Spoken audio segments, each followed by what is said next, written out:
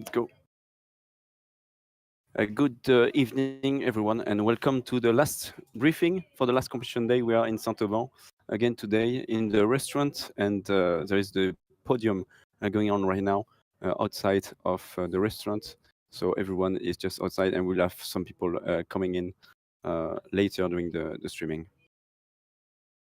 The program for today, well, for tonight, if you are in Europe, we will talk about the results from yesterday, the overall results, the scoring. You will have to deliver the scoring quite quickly.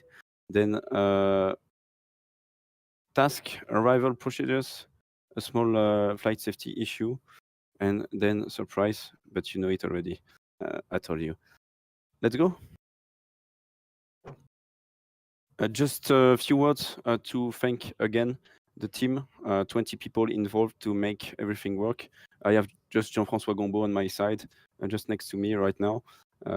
In Saint-Auban, Romuald Mauvais in France, Marc Thiel, Michel Bernard for the task setting, and as well Jean-François and Michel and all the guys involved in the AA2 landscape. So thanks a lot. In the scoring, we had Angel Casado, Alexander Georgas, myself, Jean-François, Marc, Sébastien, and Thierry Baudin for the open event.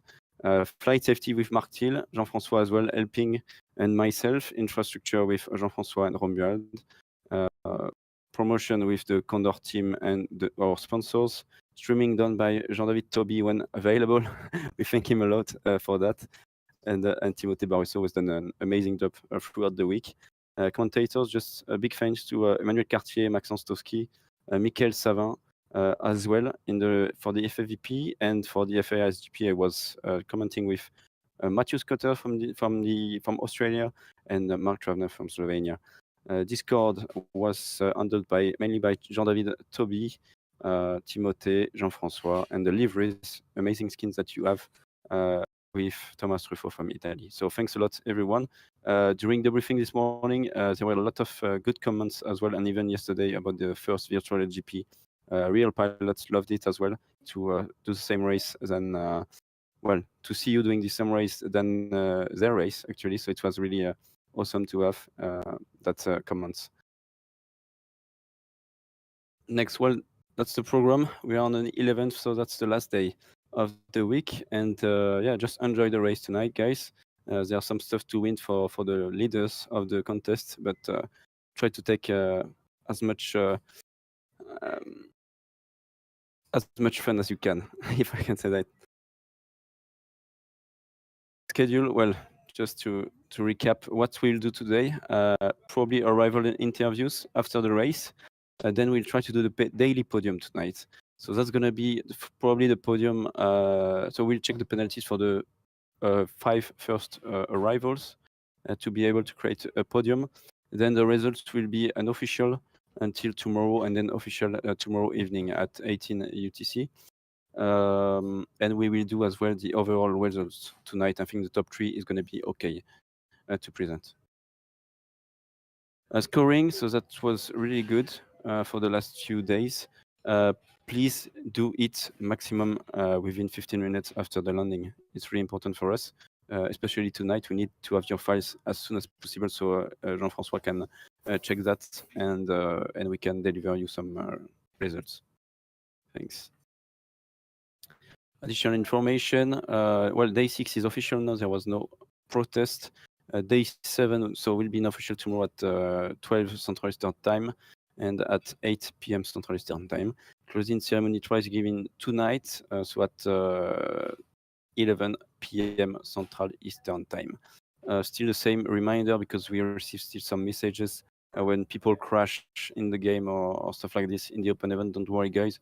We will only take the 6 first results, the 6 best results out of 7 for the open event. The results from yesterday, amazing race. We talked about it at the briefing this morning, so maybe you know it or not, but every day during the real briefing at Saint-Auban, they are showing your faces and the results from the virtual race that happened in the evening. So they learned, they knew that there were a task yesterday for you guys, 350 kilometers, sorry, going into the Écrin high mountain. So yeah, they were really loving our task yesterday and impressed by the speed, but we made it so to be able to fly 350 kilometers. So congrats, Vitold, for the win yesterday. It was supposed to be Josh, but he has had some penalties, unfortunately for him. So Vitold winning the day with 174.9 kilometers per hour.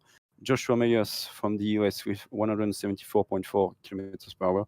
And Tim Kuipers from the first time on the podium with 171.5 kilometers per hour from the Netherlands. The overall results, well, we thought it would be Jeroen Jenen on the leading yesterday, but finally it's Vitold Rozak leading the race now with 42 points. Jeroen just behind with 41. Ben Fest with 38 on the podium. Donna Pierluigi 34. We'll try probably to catch something tonight. Joshua Meyers will do his best to win the day. He has told us yesterday during the interview with 27 points. Same for Arne Martin Göttler from Norway. Tim Madsen, 15 points. Mikko Nurminen from Finland, 13 points. Tim Kuipers with 10 points. And Halil Koroglu as well with 10 points in the top 10. Airspace, they are free today as well for a nice task, as you can see, as you will see in a few seconds. The weather from the west-southwest at 242 degrees for 13 kilometers per hour. Wind at 3,000 meters, 20 kilometers per hour. Wind at 5,000 meters, 30 kilometers per hour. Thermals 1.5 to 3 meters per second. That's going to be moderate with high variability. Ceiling 2,400 meters in Saint-Auban, probably 3,000 meters near Pic de Bure and Piolit, where you will go. So north area of the task. Cumulus 1 to 2.8, light wave, but not so much. Cirrus clouds 1.8 as well. The task for day 7. So you will still start airborne as usual. Task 333 kilometers.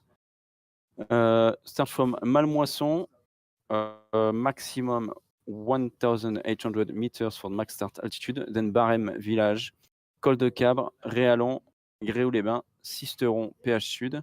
Then you will come back at report point 200 and the finish line 200, line of 250 meters. Be careful to land minimum altitude 600 meters and you will see a low pass mandatory for tonight. And then you will land on the south runway. So procedure for tonight, please no direct landing. It's 600 meters. Please write it down and put it next to your screen. It was the same in the real SGP today. Yeah, so it has changed. Just remember that 600 meters, you need that now today. Low pass in the center line, and then you break a beam, the hangars, the green hangars of the Pôle France, the French team, and then you make a short landing circuit to land on the whiskey side of the airfield. Arrival penalties, so just a reminder because it's going to be 600 meters today, okay, guys? So be careful. If you are winning the day and you push too hard and you go down to 500 meters, you're going to lose the day. So please be careful with that. Safety, so that's the penalties from yesterday. We are talking about energy management for quite some time now. Issues is always starting above max speed. So yeah, just look at it. Be careful, try to anticipate more and try to wait a little bit before accelerating again. So take some margin before and after crossing the finish line, please. Some examples from yesterday. So yeah, manage your energy at start. For your info, Jeroen and Vitold, they always cross the line at around 140, 150 kph. So they get no penalties, and then they are at the top of the game tonight, and they can win the championship. So, guys, there is no proof now. You know it. Please manage your speed properly. We had an issue with Charlie Romeo Whiskey, but it was well debriefed, and it's not an issue for us. Just a low speed on the ridges. Please fly the minimum LD ratio speed, 105, 108 kph. But thanks all for your behavior throughout the competition. That was really, really professional from you all. So thanks a lot. special guest tonight. So yeah, we are in the bar in Saint-Auban right now. So there are quite a lot of people, and there will be, I think, quite some noisy sounds around myself as well. So we'll try to have maybe Sebastian Cava coming, and some other guys, Mario Kisling, maybe Tilo Oligos as well. So yeah, just stay connected with us and follow the race. And we will see you as well for the prize giving at the end of the day, plus the recap, the highlights of the day, maybe between the race and the prize giving. If you have any question, you may ask now. Jean-François is just next to me. You can ask him the questions, or you can send your question by email, and we will answer that in the next days. Enjoy the flight, guys. It's the last one. There are a lot to win for some of you. For others, it's just for fun. So just enjoy. I think it's going to be a very interesting task. That's really something that we do often in Saint-Amand, this kind of task. So just enjoy, and we'll see you in 5 to 10 minutes in Condor. See you.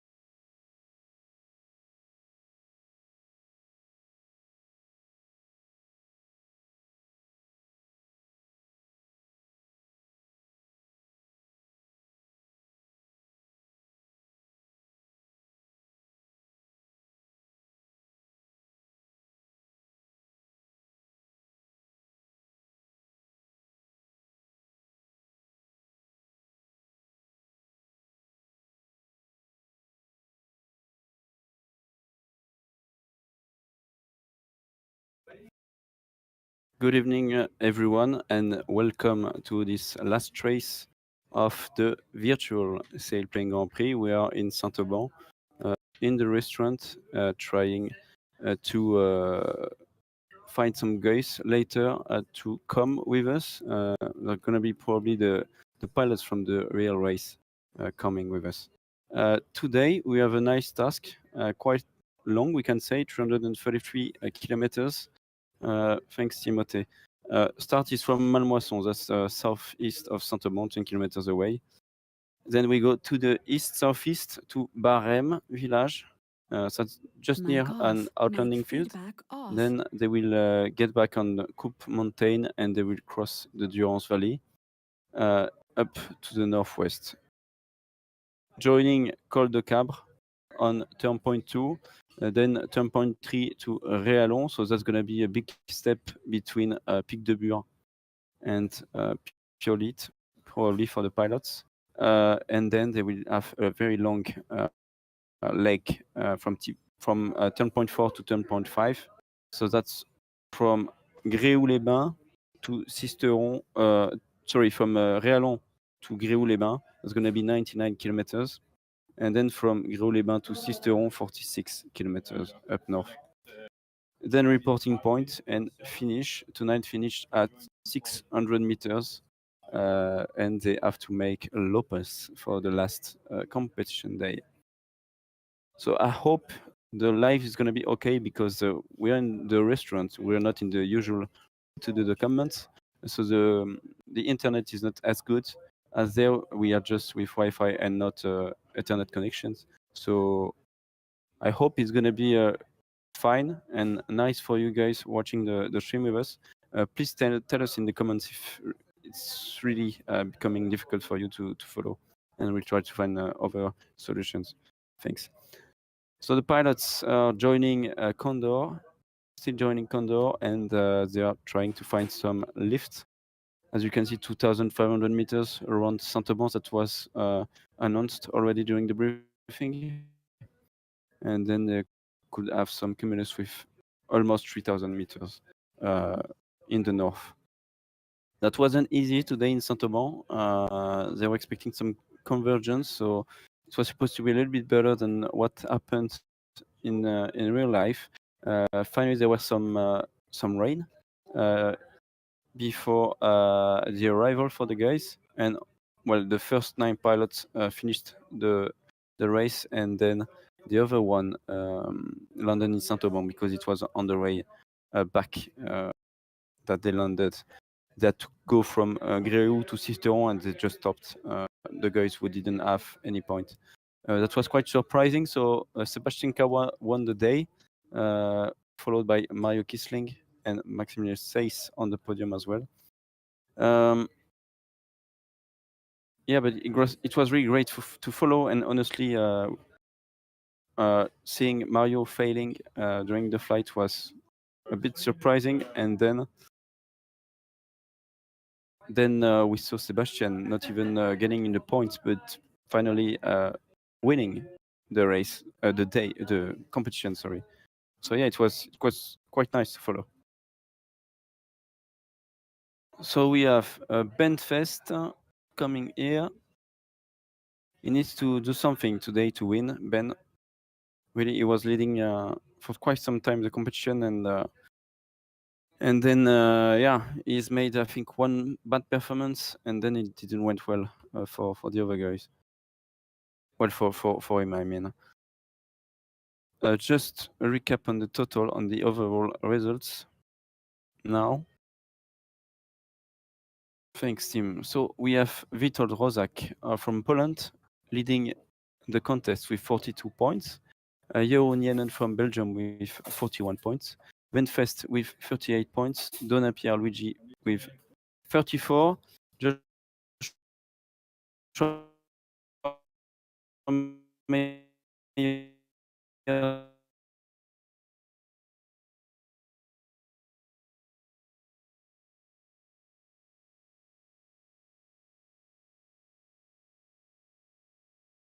Arne Martin Gutler with 27 as well. Tim Masmeyer with 1 point. as well. And then we still have 4 pilots who need to score some points during the race. So you can ask your questions in the chat, guys, if you want, and I will try to answer them.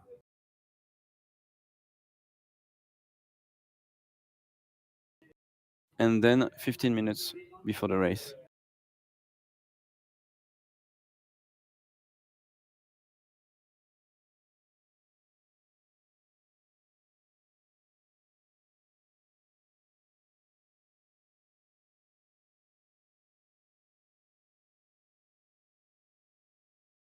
So that's the start line in front of you.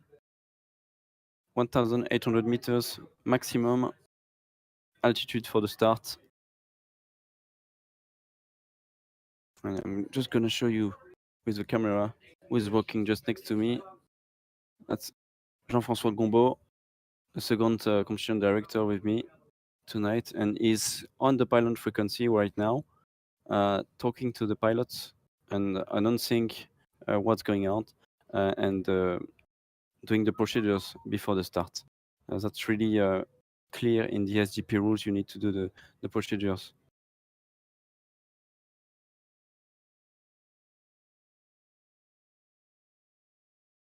I'm checking the social medias, guys, in case you have any question.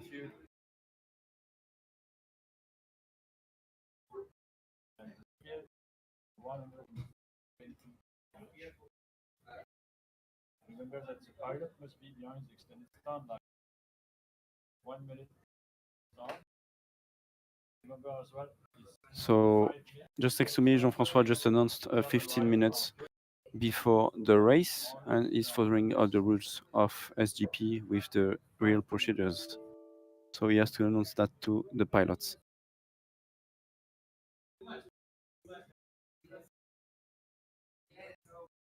So we are a little bit looking outside because we see people having a drink and starting to eat, I think, in a few minutes.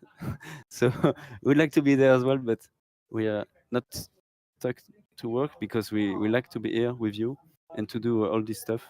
It was a very nice competition to do and to follow for you. We had amazing comments, honestly, for the team that was involved in this. If you're interested, well, you can just go to our website, esport.sgp.aero. You can buy Condor if you want to try gliding and Sailplane Grand Prix races. We will make some announcements about esports and about the future of Condor after the race. During the prize giving ceremony, we'll do something like this. We will tell you some stuff for the future. Next virtual SGP and so on, we have some announcement to make. So stay connected until stay tuned until the end, and yeah, you will see what's gonna happen in the future. So we are back with the 2D view now. Alpha Mike at 2,600 meters, so that's pretty good. A little bit better than expected in Saint-Auban. I think quite good thermals, like 2.5 meters for the guys right now, so that's quite good. Yes. Yes, loud and clear. So Arne Martin Gutler, the view from his cockpit. So thanks Arne for the nice live streaming that you're doing. Some of the pilots are doing it, and we have been able to take back the feed and put it in the main stream. A nice champion of gliders, Vantage 3 here, with his nice skin from Norway, as you can see, and you can see as well all the wall races here, like the turn points and so on. So he's kind of looking at it, trying to see what's gonna be the race like. We've seen Donna Pierluigi disconnected. So Donna Pierre, if you're here, you need to stay in the race now. I hope your Condor didn't crash. Donna Pierluigi disconnected. So maybe tell him, Jean-François, you can tell Donna Pierre to stay connected in the race because he's been disconnected from the game and join time is over. So he needs to do his race on his own now. No, he cannot because he didn't pass the gate. I think he can. Anyway, it's too late. He has to do it. But I can start. Donapierre, I think you are disconnected. Is that right? Donapierre? Yeah, maybe he's had a big technical issue here. That doesn't really feel good for the French pilot here. Yeah, via out, Condor just crashed. Can you see me? No, we cannot see you. Wait, do it. So we'll start a second server for him. Yeah.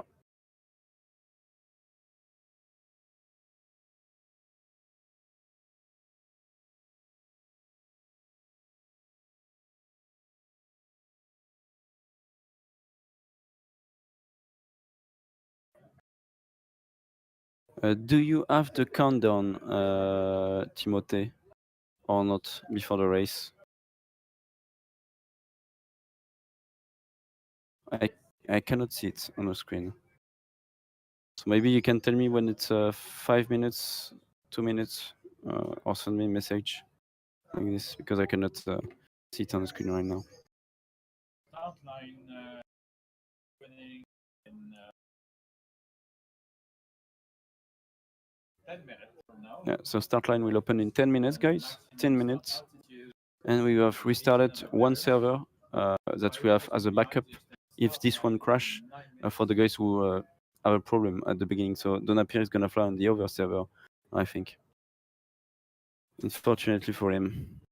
That's going to be a big issue and a big loss for him, because if you don't fly with the other gliders, it's really difficult to be able to race properly. So yeah, I hope it's not going to be difficult for him.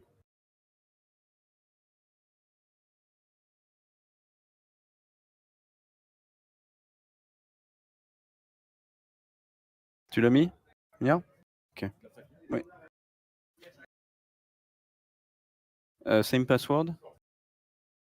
Same password.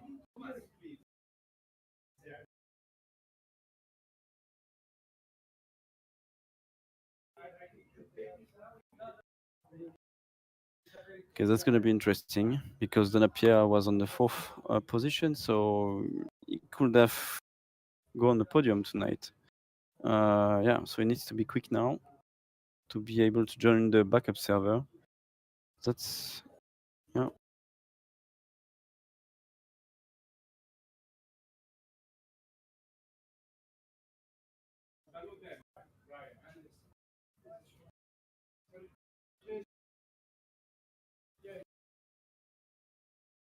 So we have Jeroen and JJJ with us. So he's on the second place right now, Jeroen, with 41 points. So 1 point behind Vitod. So yeah.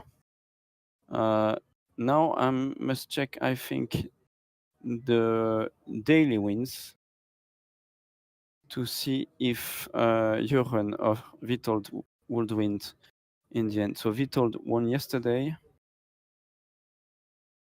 Jeroen won 2 days ago, the daily race. Vitold won on the 4th day. So 2 wins, so 2 daily wins for Vitold. 1 for Jeroen. Jeroen second there. And on race 1, it was Donapierre. So Vitold would win tonight if he's just 1 place behind Jeroen, unless Jeroen is first. And then if he's first, he wins 11 points, because there is a bonus point for the winner tonight. And Vitold will make 8 points if he's second. We've just seen Tilo Oligos coming and waving at us. Probably come tonight at a later stage. So pilots are waiting and just checking how things are working right now in Condor before starting the race. Yeah. So yeah, Donapierre has restarted his computer now, because he's had a full crash, computer, virtual reality, everything crashed. So yeah, he's had to restart everything. So yeah, that's a shame for the Frenchman. Yeah, can you hear me? and Jean-François is trying to reach him, so we can try to save and save him and solve the problem. So 2 cumuluses where the pilots are right now, just between Saint-Auban airfield on the right here and Malmoisson, which is the start for today. So pilots were remembered to fly properly and to manage their energy before starting the race. Basically, they have a tendency to cross the start line a bit too fast, I think. So yeah, that was not really an issue, but something we had to deal with the scoring over the last few days. But overall, really a very good behavior from everyone involved in the competition, in the race. So yeah, that was really good to see. We have auditors there as well. Watching Sébastien Chemontet. We have some world champions around, really, looking at us right now and watching what's going on in the virtual race. Sebastian, can you confirm that there is a TV screen outside with the race? So you need to solve the issue. So you need to connect your phone with 4G, just like me right now, to have a good speed, and then they can watch the race. So there's a big TV outside of the restaurant where the party is, and what we're trying to do is to set up that TV with the live stream of the virtual race for them to be able to follow. It's going to be a long race, so they can even do that in 30 minutes, and they will follow the race throughout the evening. Honestly, 330 kilometers, not easy weather. But yeah, it's going to be nice. I think it's 5 minutes prior to the start. Jean-François has announced that a few seconds ago. And yeah. And Napier is joining the emergency server right now.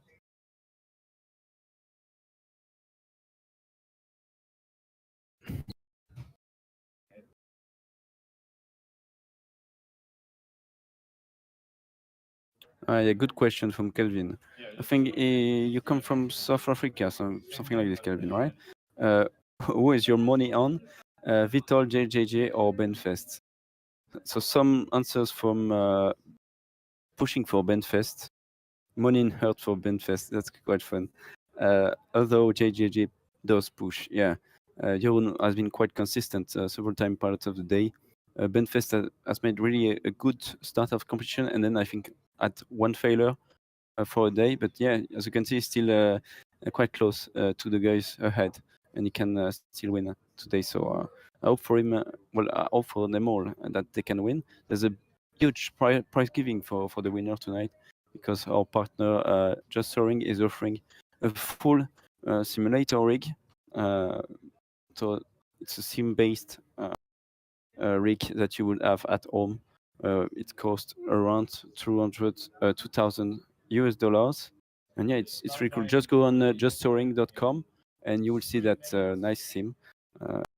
They've received amazing comments for it already. So yeah, I think we're gonna do a video, or we're gonna ask the winner of the prize giving to send us a video explaining how it works and stuff like this, so we can show you how it is.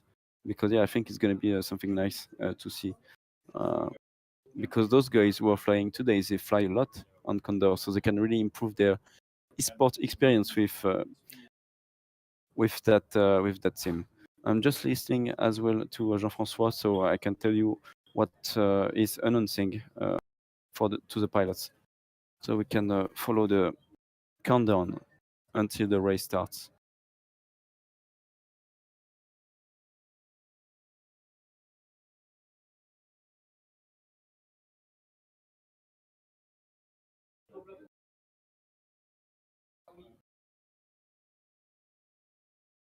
So start in 2 minutes.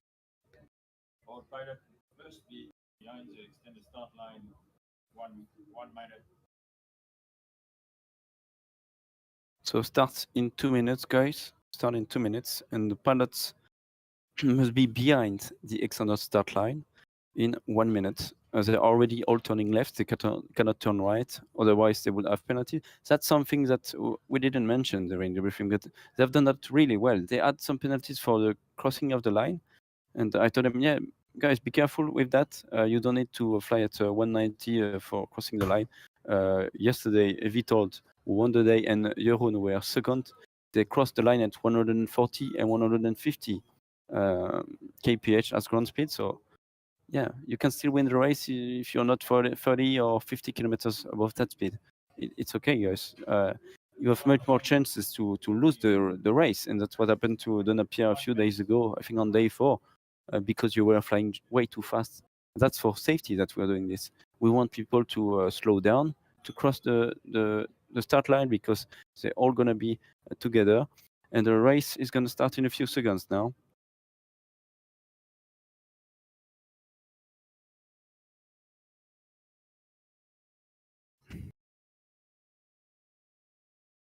Start line will open 30 seconds. So start line will open in 30 seconds before the start. We stay focused with TKM, Tim Madsen, who's made a really great job yesterday, catching, I think, 5 points.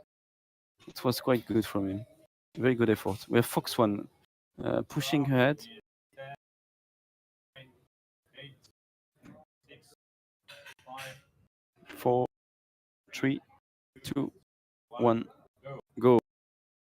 Maybe Fox One that we'll have to check maybe a little bit ahead. Then we have Mr. Okada, Yankee Zulu Romeo just behind him. Just taking a pen, guys, so we can check the times already. And the penalties as well. I'm just having an eye on that. That looks good. I think we need to check Fox One for maybe early start, so that we will do.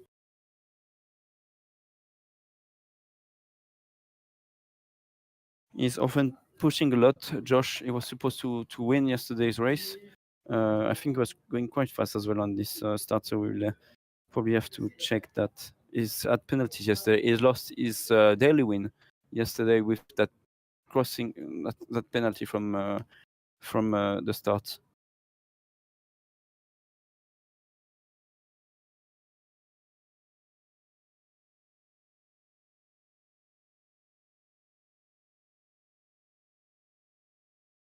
So TKM going on the right. So on a south route, south track. So first leg is Barème village. Where would you go, guys? From Malmaison to Barème. What's the plan?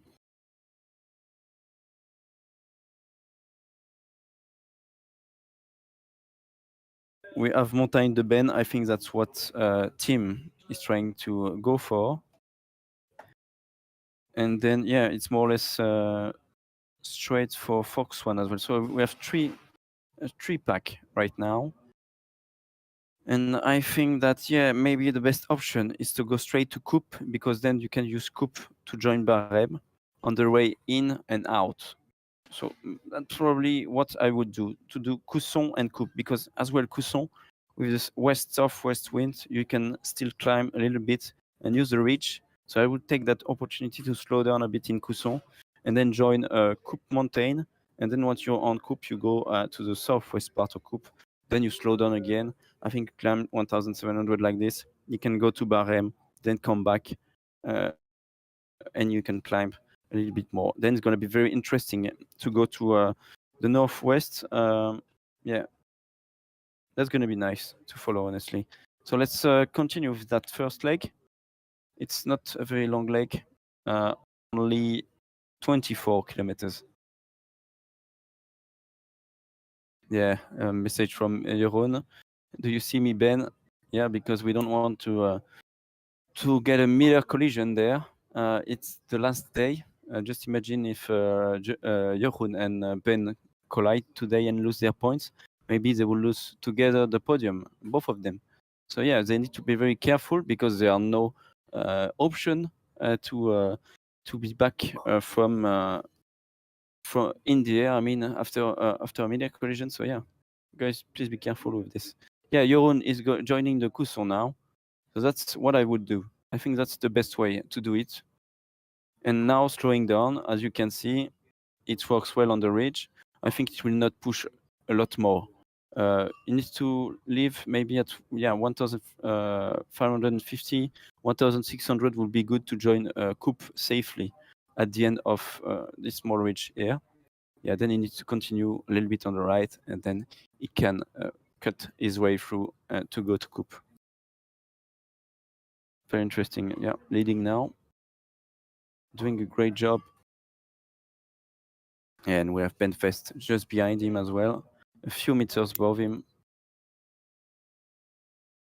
So that's going to be really interesting to follow as well Vitold to see which option he is at already. He's just behind them now. Yeah, the leader of the contest. So Vitold is a Polish pilot, and yeah, he's really good at Condor at playing this game because he's won in 2018 the Condor World Cup that was organized at that time. Then he's made, I think, second place 2019, and then third place in 2020, 2021. So very consistent pilot, really one of the best in Condor, and now he's leading the race tonight. I think he's really looking for his win. The guy who's winning tonight is going to make history. Honestly, it's the first e-sport competition approved by the FAI. So that's a big organization monitoring more or less all the air sports in the world. So yeah, that's awesome. Yeah, thanks a lot, Jean-François. We are having a beer as well with you guys. It's the last day, last competition day. Everyone is having a drink outside, and we will probably enjoy as well a little bit the night with you. Ask your comments, please. Just give us your opinion on that. Would you have taken this route? Would you take this route to join Barem? Would you choose something else? Vitold is a bit behind now. Can he catch them back? I think so. It's only the beginning of the race. They will make some mistakes, maybe ahead. So yeah, that's interesting to see.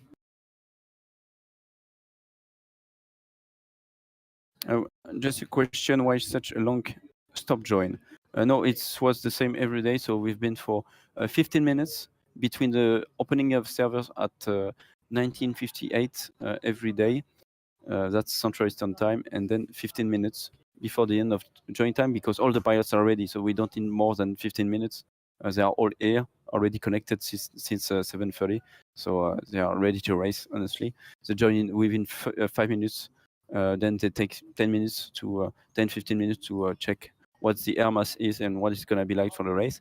And then they get ready for the race for the last 10 minutes. So that's 15 minutes before stop join, and then 15 minutes afterwards between stop join and race start. And that was the same every day. We even wanted to have only 10 minutes between stop join and beginning of the race, but all the starting lines were a little bit further than Saint-Auban. They had to go 10 kilometers away, 15 kilometers away. So yeah, we decided to take that option with 15 minutes. Cheers to you guys.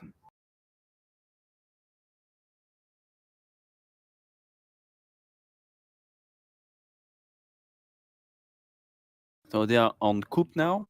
November X-Ray leading the pack. That's Tim Kuipers on the podium yesterday. He's made really a great job. He's been unable to join every evening, so he's been replaced by some other pilots, Vic Schoenemakers, and another pilot from the Netherlands. Yeah, he's leading the pack with Benfest and Joronienen here. Interesting to see. So they're on Coupe. That's the best option, really, in my opinion, to go to Barem. Then they will come back and go to Coupe again. The second turn point, guys, is Col de Cabre. You know Col de Cabre? It's just between Aspres and the valley of Diwa, so Lucan-Diwa, Aix-en-Diwa, and so on. So that's when you want to go to Aubenasson, the Rhône Valley, and then you can cross there from Aubenasson, the Rhône Valley, to go to the Massif Central des Pyrenees, basically because they have some airspace between Orange and Marseille for the airliners. So when we go down approaching Marseille, we have to go through through those airspace, so the gliders cannot cross there. They have to go higher.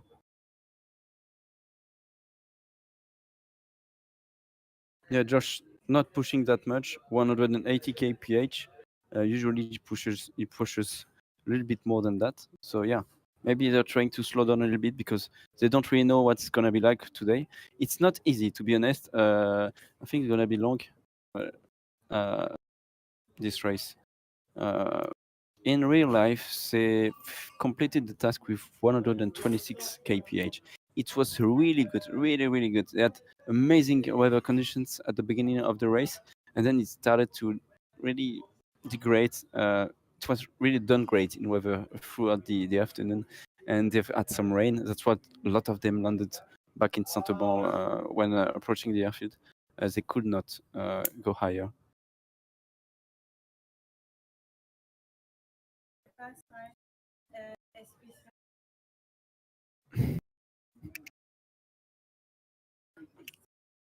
That's fun.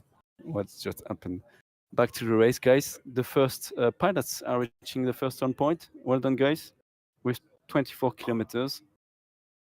That would have been fun to add a bonus point plan B on turn point 1 because they would have fly really fast like this. And yeah, maybe get way too low and then lose the day. There's something interesting in Formula 1. If you're watching, well, now they've started the sprint races and so on, but let's not talk about that. When you do the race on Sunday in Formula 1, there's a bonus point for the fastest lap. But you can only win this point if you are in the top 10. So here, let's say we had a bonus point for the guy reaching the first turn point. So the first one who reaches turn point 1 after 24 kilometers will win the bonus point. But let's imagine he cannot win this point if he's not in the top 10. I think that's quite interesting because he cannot just push and then outland. He will lose the point. So that would make no sense and no point in doing this, actually. So yeah, maybe we need to think about new bonus points. But today there is a bonus point for the winner of the day. Now in the SGP rules, on the last competition day, there is a bonus point for the winner. So the winner can have 3 more points than the second one. So 11 points for the winner, 8 for the second one. Then it goes back, 7 points for the third one, 6 points, and so on, back to 1 point for the 9th pilot to arrive in Saint-Auban. Even the 10th pilot doesn't get a point. So yeah, maybe if you have question about the scoring system or the rules, you may ask them, and I'll try to answer with my knowledge or with the documents that I may have just next to me. Or if you have question about anything, just ask. They are back on coupe now. As you can see, 1,500 meters. They don't fly too fast because they want to gain some energy before joining Col de Cabre. That's really something we do a lot in real life, and I would love to fly this task with them. Honestly, I would have loved to do it because when you know the area, you can fly really fast because the ridges are gonna work a little bit. It's only 13 kph, so that's not a lot, but in Condor it's gonna be enough to use the ridges. We started to plan the task with only 10 kph, but we realized it was not enough to use the ridges, so to have some options, because if you only have the thermals in Condor, they are quite there's quite a lot of kilometers between each thermal, so you have no choice. Sometimes you have to go for a thermal. If it doesn't work, you've outlanded. So yeah, that's kind of a problem for this kind of weather. So we added a little bit more wind to have 13 kilometers per hour to have some ridges and some options on the ridges. So yeah, and now I'm not gonna say what is the best way to go to Cabre. Maybe some of them know that, but I don't want to interfere in this leg. I will talk about that maybe later when we reach Valenti or Gap Talar. I will tell you what I would have done independently of what they have done and who is leading at that moment. Maybe there are better options right now, but in real life, there is one clear option that you would take to go to Col de Cabre from Barème.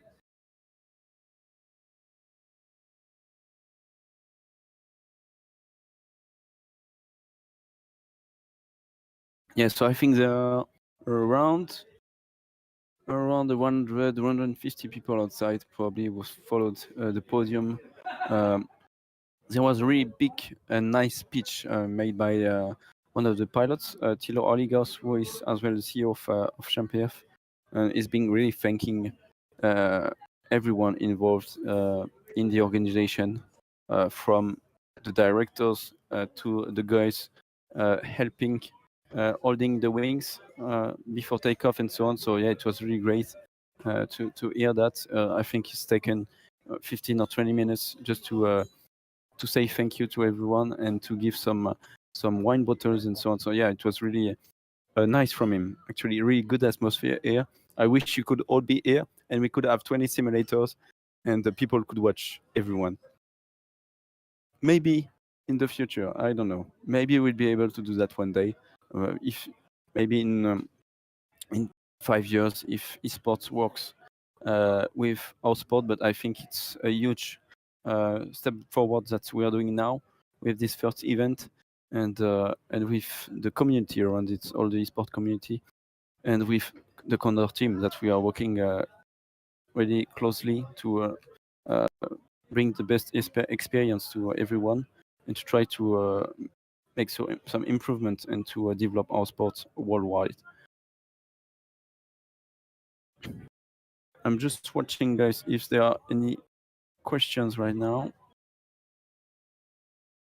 You may ask your questions. I'll try to do that on the other screen.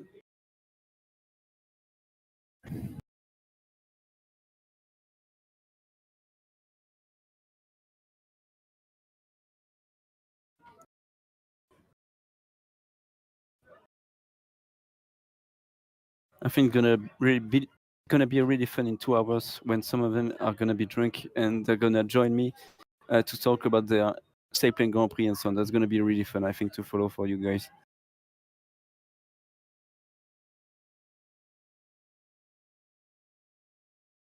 So now that's interesting because they are not leaving Coupe at the same moment.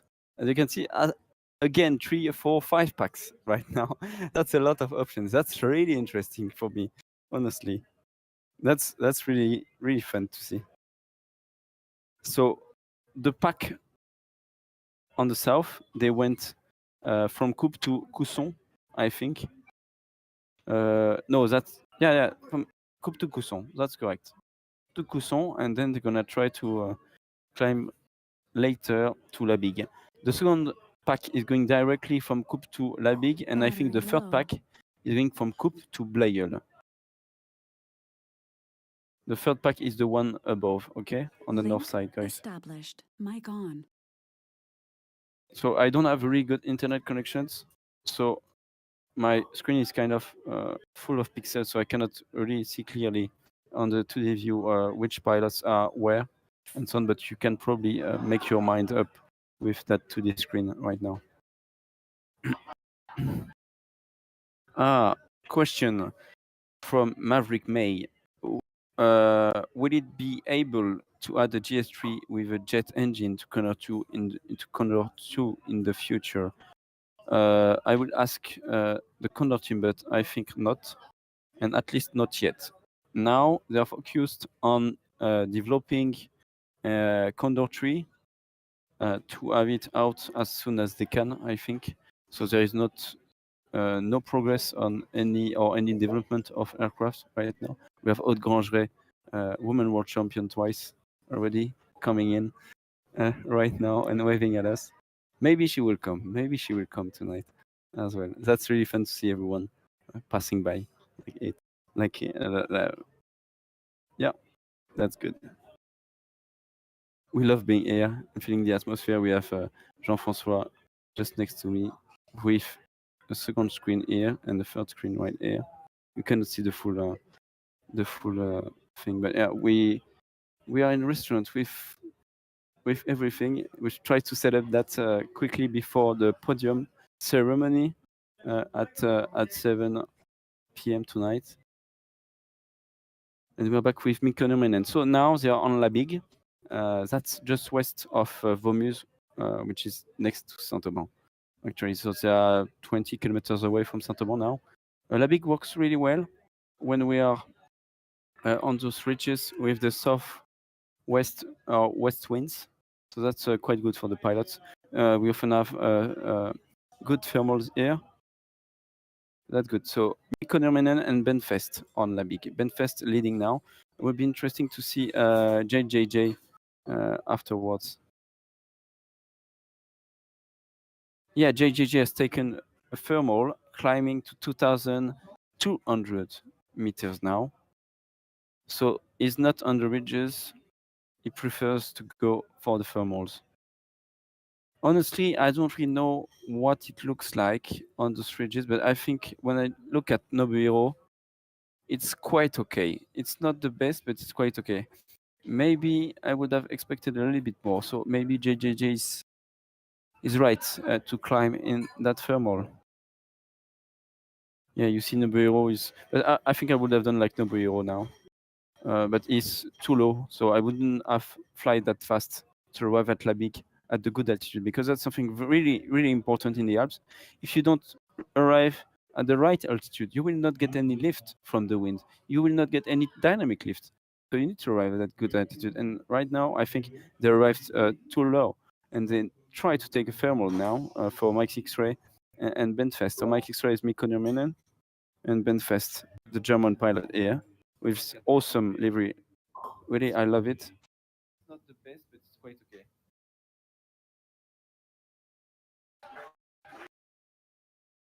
Oh, yes, it's good. Yeah, and everyone outside is clapping Regis Kunz, who's the contest director of the real Sailplane Grand Prix. I would like to thank him a lot as well, because we've been working together on the briefings and so on. I've had to give him a lot of info on the slides for the virtual and so on. He's a really good guy, really passionate about aviation and about gliding. Really experienced guy on planning competition as well. So yeah, Regis is good. Yeah, Jean-François, you may go outside to see what's going on. There are kind of some speech from the director of the CNVV. So that's the gliding center of Saint-Auban, CNVV. It's just behind here, the logo, CNVV. They are talking. Yeah. So yeah, so they are distributing some gifts to everyone involved, not only the pilots, but to people who took some time to be here at the competition and to help on the ground. That's really nice to see. And Claire Elio from the SGP team as well is here. And she's going to take a picture of us now. Smiling. Maybe if we post that on the FAA pages later. Fiesta time, beer time. I think you all have a beer, and don't forget that on the simulator rig that Just Rowing is offering to the winner of the first Sailplane Grand Prix, virtual Sailplane Grand Prix, there is actually a place to have your beer just next to you, and I think that's quite nice. We talked about that as well with Roland Stuck, with Brian and other guys from the FIA and the FFVP, and they said, well, when you're flying virtually, it's not as stressful, and you just want as well to have some good fun. Yeah, it's good having a beer. Like, you're not stressed. It's not during the day. It's just in the evening. You've I've already done your work for the day, and it's just free time for you. So I think a lot of people enjoy having a cup of tea or something. I often fly when I fly Condor in the evening. I always take a cup of tea with me. I don't know if you're doing that, guys, but yeah, it's important to drink as well during the flight. Not only on the ground, but in the air for sure. It's really important to drink. We have the video production team from the Sailplane Grand Prix as well passing by. No, if we can keep it, it's better. So there is a chair just next to me between Jean-François and myself. So when Sebastian Cava and all the guys coming later join, they can sit down and have a seat to talk with myself. Yeah, athletes sometimes take beer when they have done a lot of work and when they know that it's nearly done. We're back with Santiago Lopez. And Jeroen Jenen. So now they are reaching Oribo and Oton. So that's the ridges there. And we have, yeah, I'm going to be able in a few seconds to read the 2D screen because we have several computers now. And we will see which packs are for me. Yeah, it's going to be too late for that. And we have Sylvain Gerbeau with us as well. Yeah, the French pilot. Yeah, you can say hi to the camera. Yeah. Hello. Do you want to sit down or what? No. No? I gonna eat. Yeah, I think it's a good plan for now.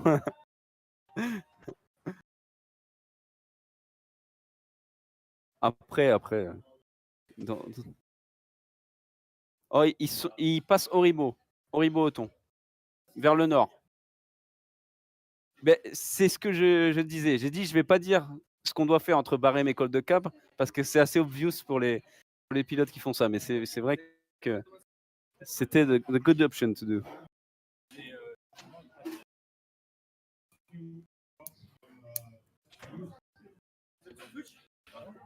On est partout. Oh yeah, I can see now the 2D view. So number X-ray, so that's Tim Kuipers leading the race. JJJ behind, so just checking the altitude of number X-ray. Now just at the ridge, that's a Banzobe that you can hear maybe.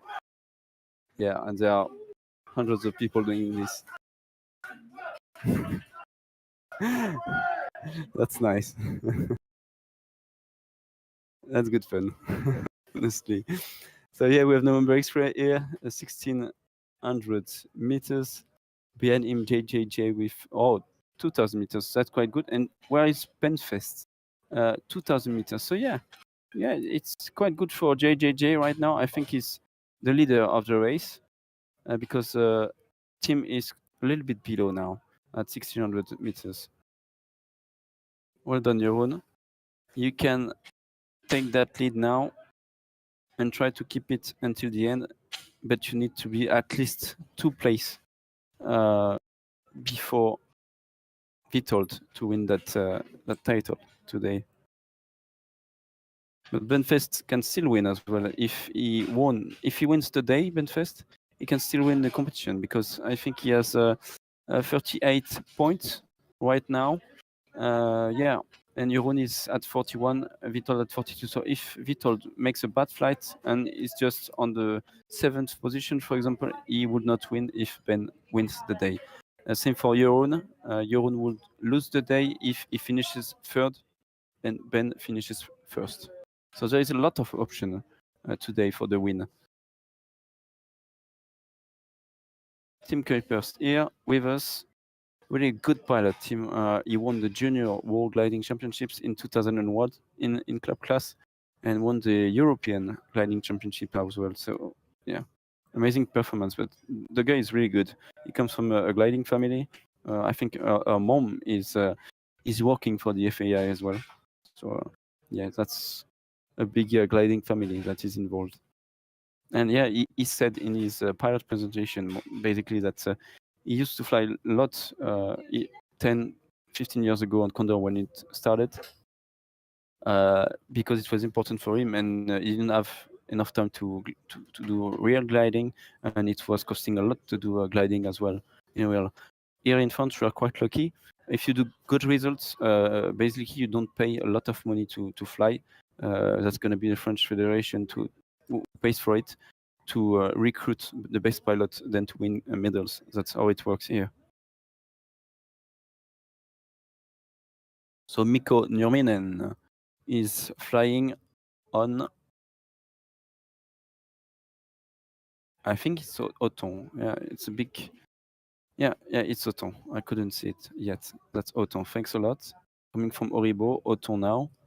So that's the ridge that you can take. When you take off from Saint-Auban, then you're released near Colette en Route. So that's the mountain on the east side, of Saint-Auban, just on the east side.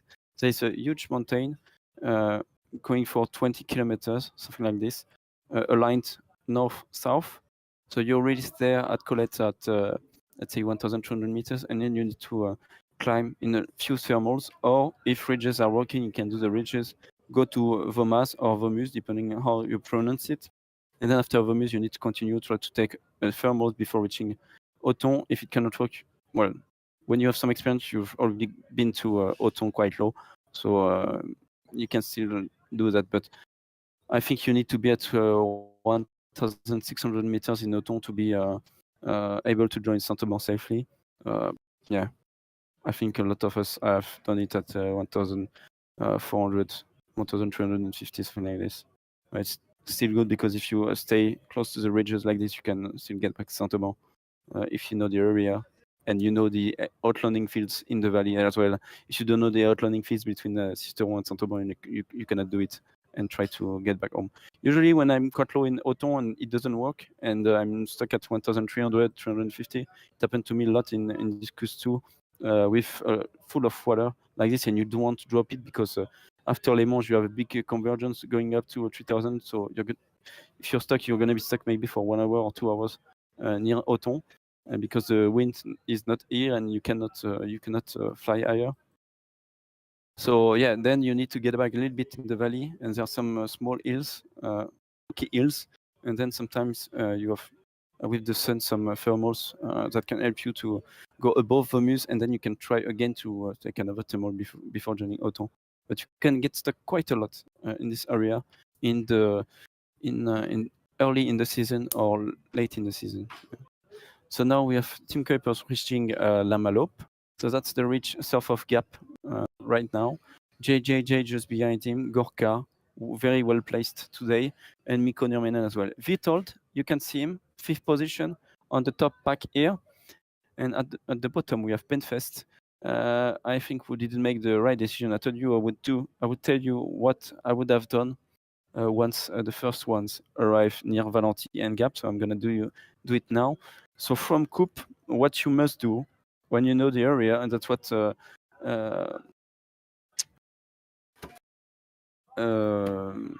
Gerbeau, 72, said when he came here. I told him, yeah, they are near Oton and Oribo now on the race. So what you must do when you leave Barème, you come back on Coupe. Then at Coupe, you do the first part of Coupe, and then when it goes north, you just leave Coupe and you go to Cousson. Then at Cousson, you go a little bit slower. You take some energy in Cousson. Then you use Cousson, you go north to Cousson, and then you can cross from Cousson to Labille. Labille, you take the ridges as well.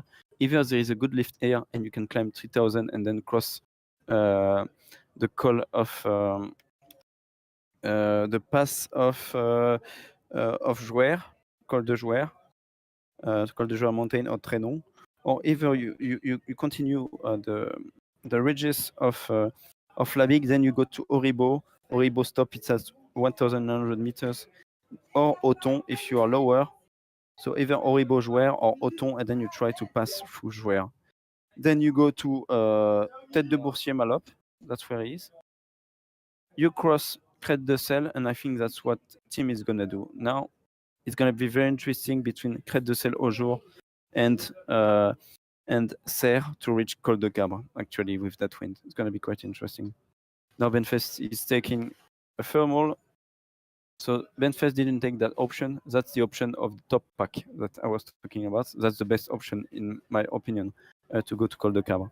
But we'll see what will happen. There is one cumulus here, then another one. So maybe that's why Ben went for that. He wants to have 3 chances to climb high to reach Col de Cabre. So Col de Cabre is just 1 o'clock from that view, probably 45 kilometers away, I would say.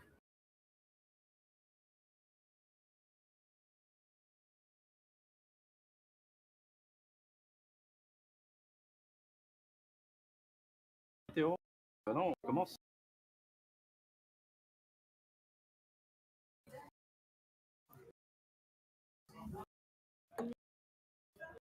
So yeah, we've had Theo Napoleon as well coming, the son of the French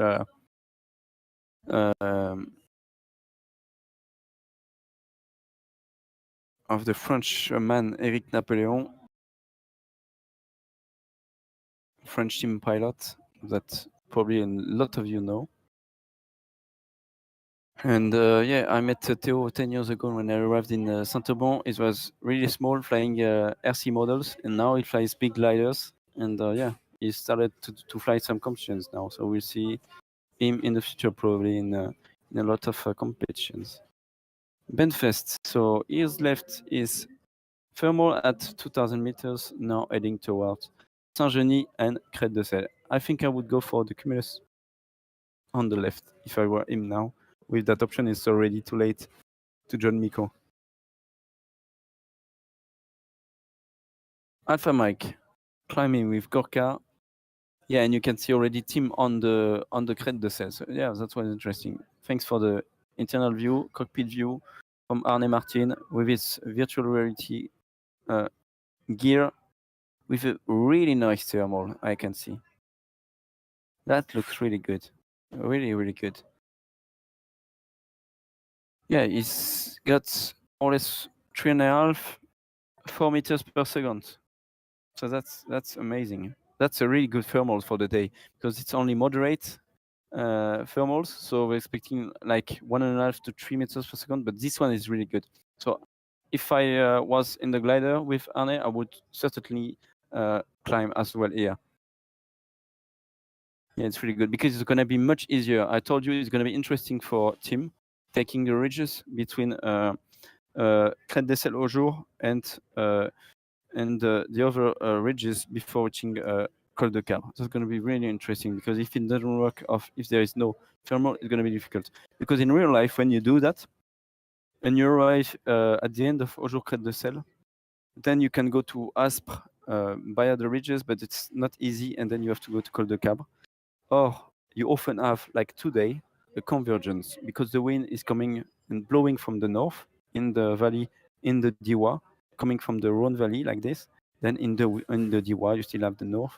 And when it enters in Col de Cabre, it's meeting the southwest wind from the southern Alps, basically. And then it creates a convergence like this. And in the middle of the valley, between Col de Cabre and Aujour, you have a really nice convergence. And even when it's blue, you can have it and you have 1-2 meters per second like this, and you're just trying to gain altitude, and it works really well. And then you end up at 2,300 meters, at least at Col de Cabre.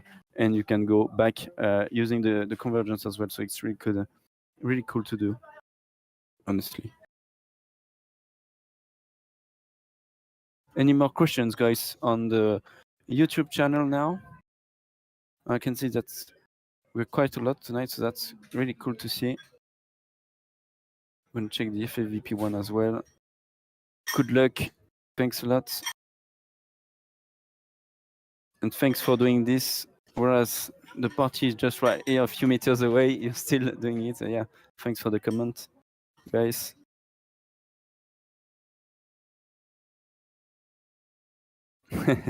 And Usman from CNGV is a guy working here as well. Really good guy, yeah. Harald, yeah, I'm gonna do a recap for you, Harald. I think I joined the stream a little bit late. Who is in the lead? So right now we have Tim Kuipers leading the race on Crête de Sel, followed by JJJ Jeroen Jenen from Belgium and Mikko Nurminen. Then Thomas Meyer flying very well in the GS1, Tira Lima Lima and Gorka Edjoyen. Then we have Vitold, Tim Madsen, Christian, Khalil on the top pack. Benfest is on Saint-Genis. That's the rounded mountain here that you can see. It works well as well in real life, but that's not the ideal to go to Col de Cabre. It's probably made a mistake here, but we'll see that in a few seconds because there are a few thermals in near Saint-Genis right now, so maybe he will be able to catch something. Yeah. So he's taken another option. Josh Meyers is now with us on Saint-Genis as well with Benfest.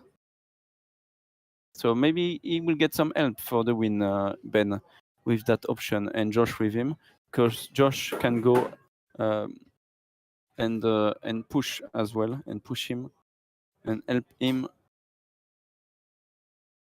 Yeah, thanks Sander for the comment. You're welcome, Harald.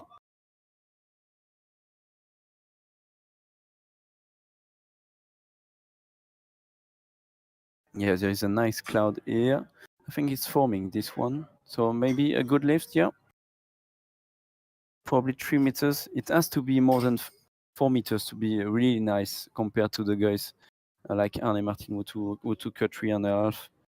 I hope it's gonna be good for him and for Joshua as well. We are back with Tim Kuipers now crossing the valley.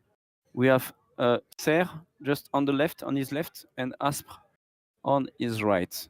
So yes, that's Serie and Arambre, and then Aspre is just on the right here. There are 2 airfields which are 10 kilometers away. That's really fun when you fly in the Alps.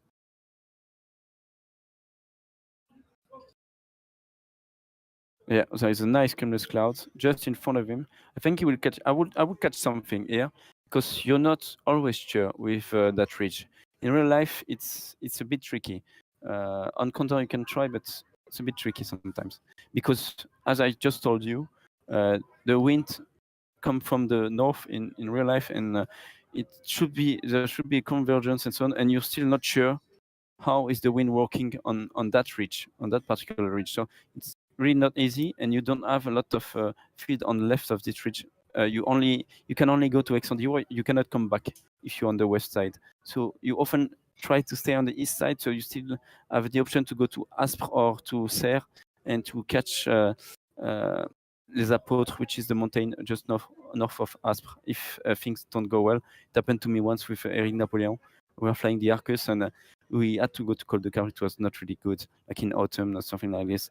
And we ended up at really low, like at 900 meters or something like this, just at the bottom of the Apôtre. And yeah, we are basically just 200 meters above Aspre. And finally, there was 0.2 meters per second like this at 6 p.m. And yeah, we just tried to hold it up like this. And in the end, we could do some ridges and then come back in Saint-Aubin. I think it took us at least 1 hour and a half to come back to Saint-Aubin from Aspre. It was really tough.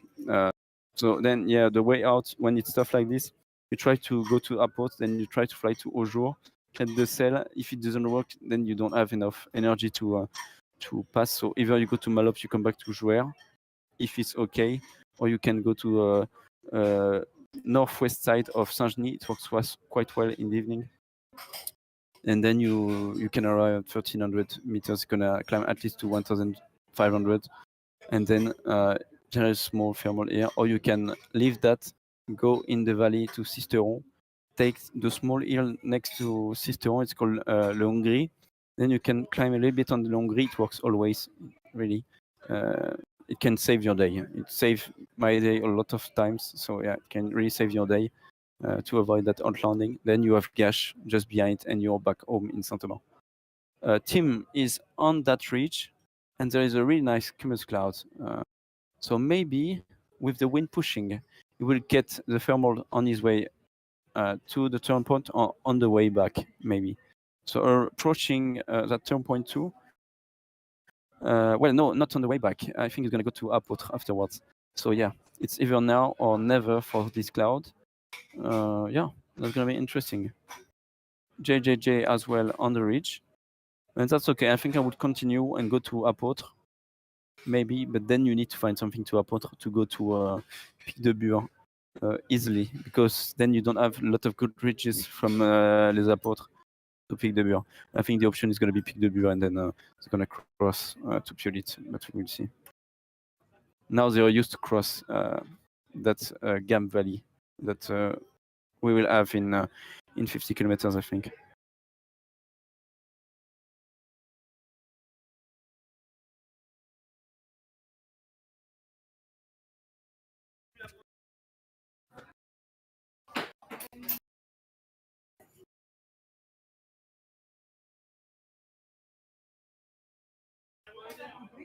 Yeah, it works. It works okay, those ridges, honestly. It works okay. You can see a team doing some push and pull someone sometimes like this. It's nice. Yeah. So back with Vitor Rozak. He's the leader of the competition. He's done an amazing job so far. 42 points. Just imagine. That's really cool. That's really cool. It's a mess, really. We don't have Donna Pierluigi tonight because he was really fighting for the podium. We will probably be able to score him with the backup server that we have for the guys who cannot fly and who failed to join after the end of the join time. Yeah. Yeah, I have a beer now, Alex, because it's the last day. Yeah, you didn't say anything yet, but yeah, see you in 2 hours, Alex. I think he wants to do some comments, maybe in French. Yeah, then we'll do a party, but we will still be there until midnight. We'll have the race interview of the winner of the day, probably, while the pilots send their files. It's really important for us tonight to have the scoring done very quickly. Then we will show you the highlights of the day. From today's race, the win of Tilo Oligos with Maximilian Seis on the second place, and I think it was Louis Bouderlig on the podium for today's race. Then we will see the overall results with Sebastian Cava winning the day and winning again a world championship, world competition. Yeah, so it was a great day, honestly. That we've had in Saint-Aubin. Really nice. And back with Arne Martin here, great guy from Norway, doing a great job. Yeah, pushing at 200 kph. That's why he's pushing. I was wondering why. Yeah, there's a nice thermal, and everyone is trying to get it now. I think Benfest is quite behind. He's made a bad choice. Yeah. Oh, he's not that far behind. But yeah, you will see he will arrive 300 meters lower than JJJ. So he didn't lose that much with that choice, hopefully for him. But it's not going to be easy as well to take that thermal with all the guys around him and with the ridge just below him. He needs to be careful with the mid-air collision and the mountain here. All the best, Ben, for this lift. And Miko now is joining Col de Cab 10.2 to be the first one to reach the point. So far, so good, I can say.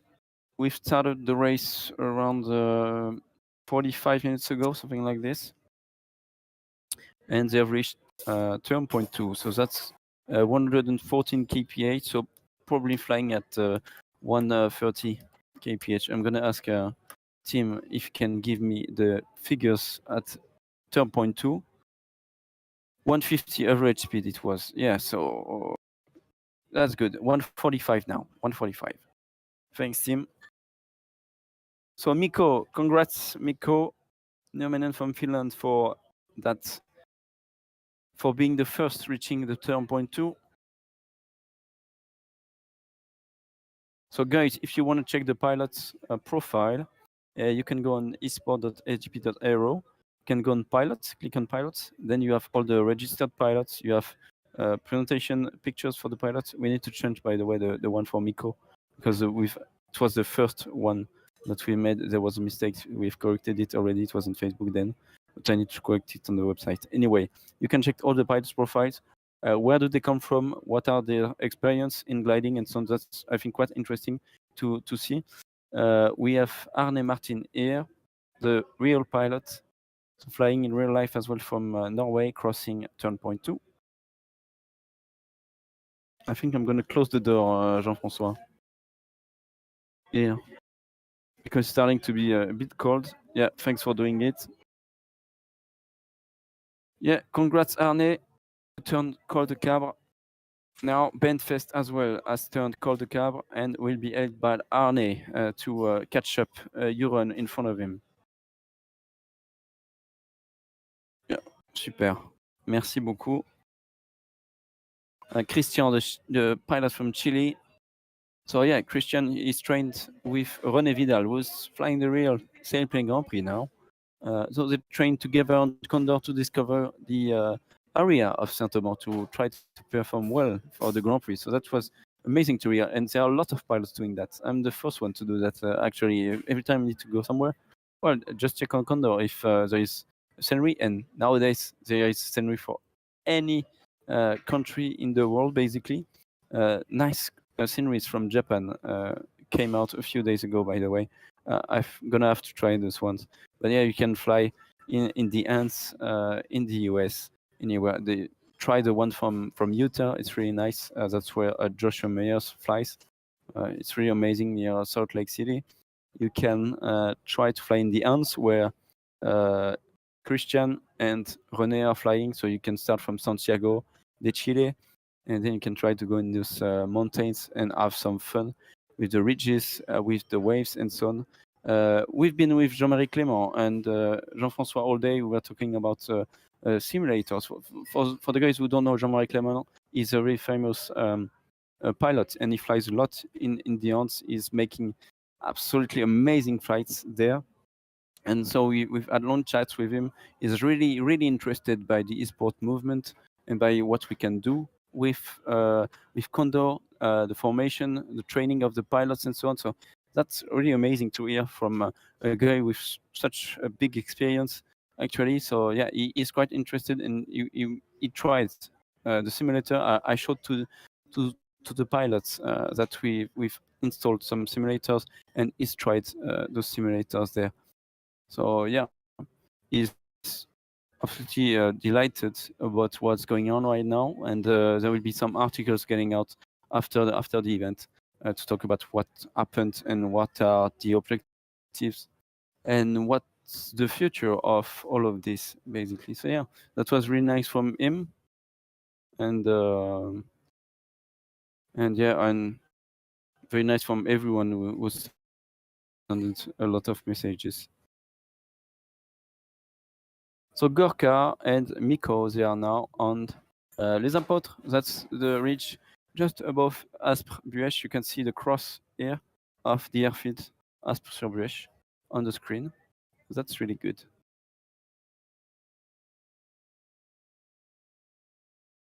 There's been an option taken by JJJ and Team Kuipers. It's a little bit more on the north. That's not something that we usually do unless it's quite good and you have good lift. So yeah, I'm looking forward to see what they're doing. If there are some thermals, yeah, then no problem. Yeah, so they're going to Durbona. That's this mountain. It works well as well in real life. It's quite good. Yeah, but you need to have exactly the wind that we have now. Otherwise, it's not really nice. You will see how it works. We've seen it, I think, 2 or 3 days ago. This mountain, yeah. Probably 2 days ago.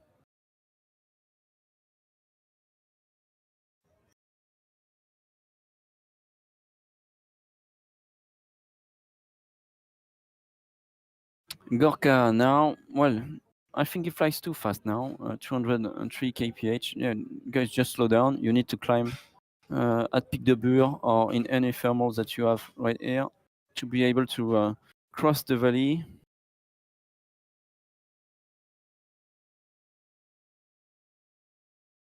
So now, guys, I'm gonna just check this. How many kilometers today? That will be 61 kilometers between Col de Cabre and Réalon. 61 for the guys. They flew 127 kilometers.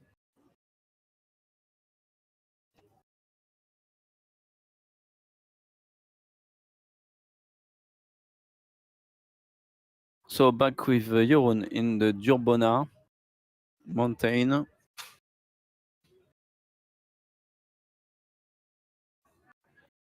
Not easy, right? Not easy. That's what I said. You need to have something good. But hopefully the ridge works here for him. Josh Meyers is here as well. On les apôtres.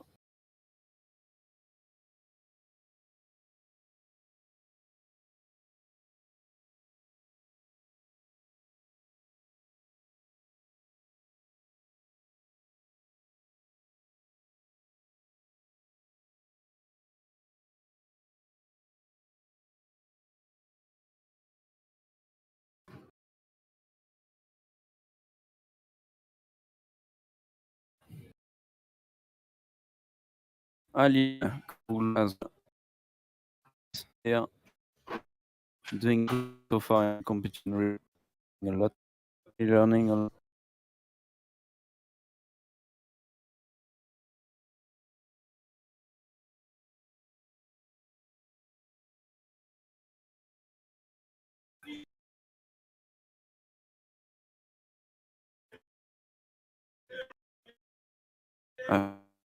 It's okay for the internet connection guy because I connection but so I'll go virtually and yeah that I hope it's gonna be better in a few seconds.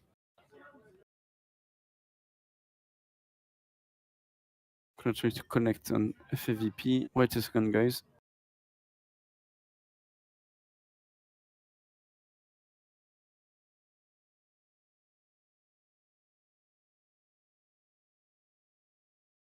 Yeah, and it's good now. Sorry for this small technical issues that we may have. Back with Arne Martin, Ali Koroglu, Christian as well is here, and we have Benfest, Mikko Nurminen and Josh Meyers with Gorka in the same thermal. Arne Martin has left his one to join the other one, and I think the one of Gorka is better. Oh, the guys are low now. Jeroen is low. What is he doing? He's flying fast. He's flying fast on that ridge. It's difficult for Team Kuipers as well. Yeah, it was not the right option. Now Ben has taken lead over the other leaders who are Jeroen, sorry, and yeah, look at his altitude now. Really great rate from Gorka Edgeway and the Spanish pilot as well. He's made a lot of improvement throughout the week. He didn't start very well, but then he started to get a lot of points. Now he's at 10 points. He's in the top 10 for 2 or 3 days now, so that's really impressive from him. Yeah, JJJ is here with team, and he's flying at 1,380 meters now. Jeroen.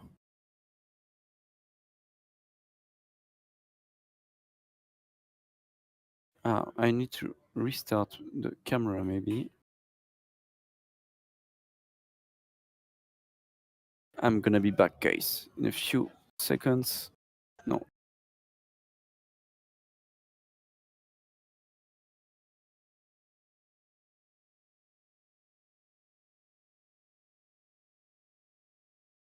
There you go, team. I am back. So I changed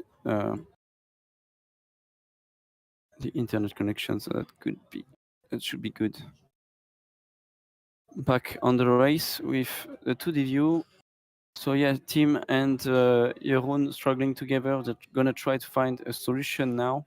So 2 pilots from the real world, both fly very regularly Europeans or world competitions.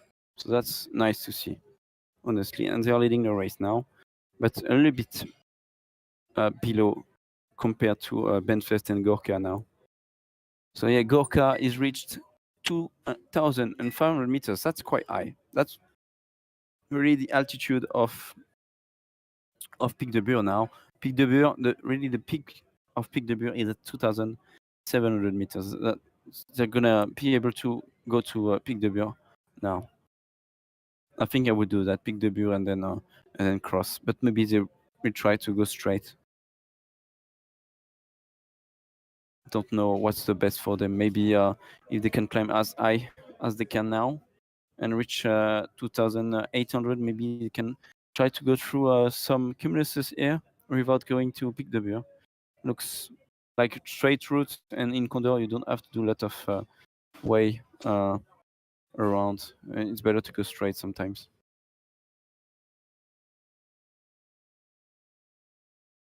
Yeah, we can see everyone eating around here in Saint-Laurent, and you're like, ah, looks good, looks good. But yeah, we are doing our job until the end, that's for sure. We have Team Kuipers here. Come on, guys, you can do it. They are low, it's not easy. They still have more outlanding fields just next to them. If there is any problem,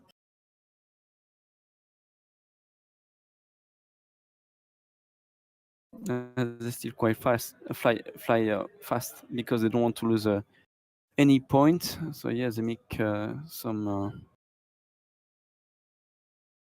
some big choices there. They don't have to miss this, and they're gonna try to catch a nice thermal. Yeah, Tim is trying something left, right for Euron. There is something here. Doesn't look that good for Tim. Maybe better for Euron now. That's not that good, but they're quite low. That's why it's not that good. It would be better if they were a little bit higher. And now you can see Josh was gonna catch them easily. He likes pushing. He was like, I'm not gonna climb up to 2,700 meters. Then the race is done. That's what's in Josh's mind now. He's like, now let's go. I'm gonna take another thermal better than this one, better than the guys with me. I'm gonna take another one in front, and it's gonna be nice. He's taking often quite some risk, and I think he's loving to do that, and it's good for us as well to watch, honestly. Ben first now, 2,300 meters, and he's above Jeroen, yeah, indeed. And he's gonna have 1, 2, 3, 4, 5 cumuluses to go to Réalon if he wants to do that, or he can use the ridges later after those the first cumuluses, the first 3 cumuluses. Gorka is going for the Pic de Bure. Yeah, we can see Réalon, indeed. So Pic de Bure is followed by Miko, by Vitold. Yeah, so Vitold is back in the game now. Vitold in the top 10 for sure. Very nice flight from Christian of Chile and from Alil Koroglu as well, while the guys behind are trying to climb in over thermals. But that's the leading pilots that we are seeing now, watching now.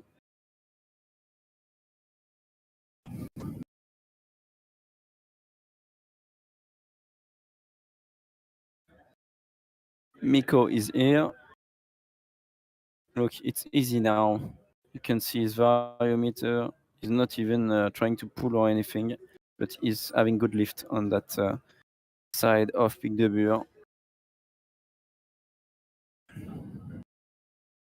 So in real life, you wouldn't get probably a lot of cumuluses and thermals between Pic de Bure and Piolit. So that's why it's really important in real to climb in this area to be able to cross safely and quickly.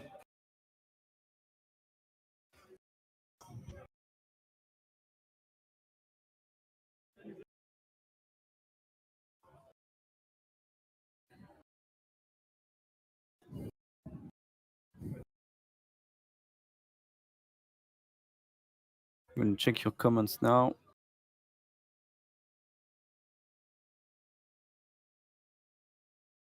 Question from Nico. Does anyone know how well aerobatics work in Condor? Are there virtual competitions too? Would save a lot of towing costs. Yeah, indeed. Well, any flight would save a lot of towing costs in Condor. That's the big advantage. And to train pilots around the world, it's amazing to have this tool. Well, I don't know how it really works. I'm not an aerobatic pilot, so I couldn't tell you. But I think that the guy from Italy was a world champion I think Luca. His name is Luca. I think I'm gonna check. Yeah, Luca Bertosio. Exactly, Luca Bertosio. I think he's flown quite a lot on Condor to do some aerobatic stuff. So yeah, maybe a question to ask him later. I think there are no virtual competitions or nothing really approved. There's nothing like this on Condor Club as well. So I don't know for aerobatics, but yeah, for sure you can do some aerobatics. You can do that with the gliders that you have in front of you, just for fun, or you can do that with Swift and other stuff that are available in the Condor shop. So back with Gorka from Spain now. And he's taking a very good thermal. So he's quite used to this kind of weather, I think, Gorka in Spain, flying in those type of mountains. And yeah, I think he knows what he's doing now, really. He's really a good pilot in Spain.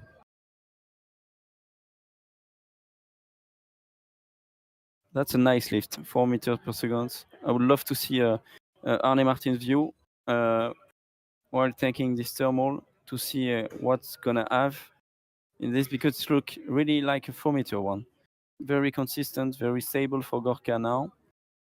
That's good.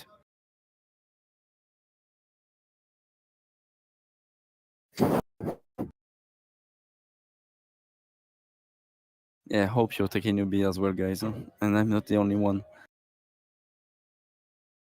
Jeroen is back 2,200, but he has Vitold in front of him. So yeah, all done.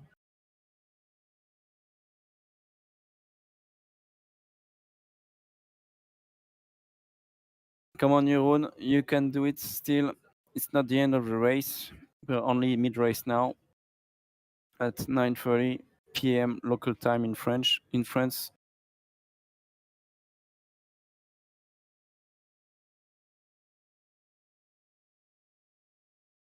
Look at Gorka. He's really doing a really great job. Like, he's taking all the thermals, choosing everything. He's leading the flights.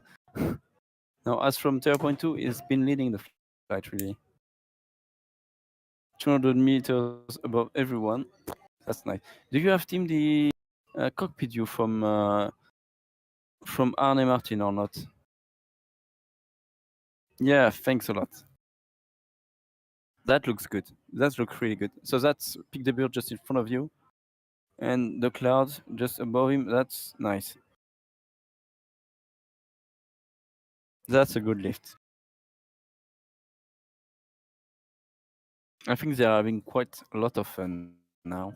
Quite a lot of fun. Do you have any average speed for me, Tim, as well? Please. 140 kph. So yeah, in the real SGP, they flew at 126, and they flew at 126 only because it was getting worse and worse throughout the afternoon. Really, the end of the race was really a mess. They were flying at like 800 meters just next to Saint-Omer. It was really a mess. So 400 meters above ground level here, and it was really difficult to make the final glide. Yeah, really difficult, really tough for the pilots in the real contest. I hope for the virtual it's going to be easier, honestly, because it was really difficult in the head. And now some are pushing, and I think Arne is going to think about, should I stay or should I go?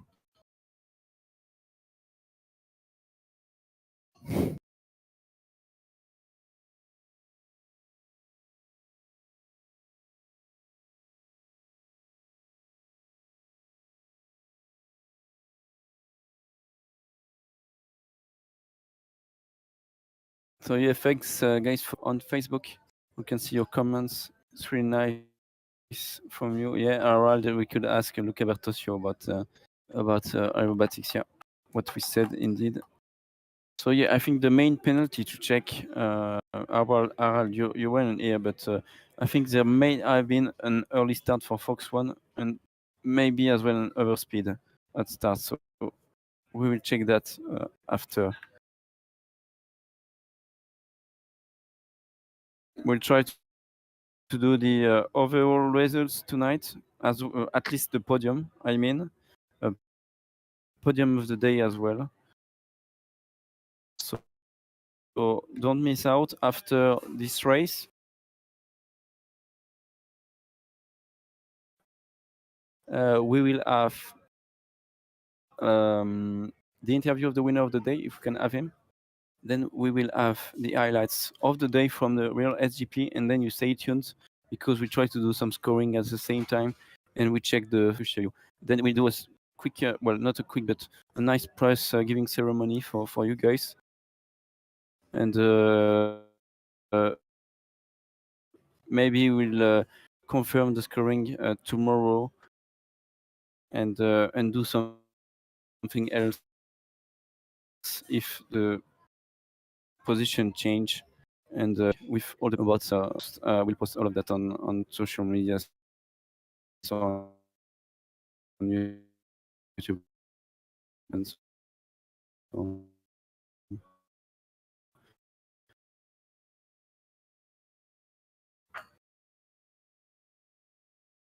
Leading now the race is pushed quite a lot in front of us. Yeah, I think it's a bit lagging now. I don't know why. We're gonna wait. Yeah, it's starting to be back now.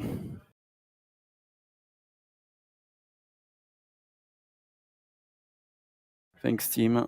So back with Gorka and Joshua Meyers, who has been pushing quite a lot. I think I would just like Gorka, flying like this, climb to reach the top of the ridges, because then it's going to be very easy for him. Because Réalon, the ski station that they are going to, you need to be high to turn at some point. Just like yesterday, when they reached the Écrin, they needed to be at a high altitude. It's going to be the same for Réalon. You need to be at that ridge altitude to be able to cross it. Josh, if he doesn't climb, he's not going to be able to do that. He's going to have to climb either on the ridges or with a thermal. So, yeah, Gorka is doing it right now.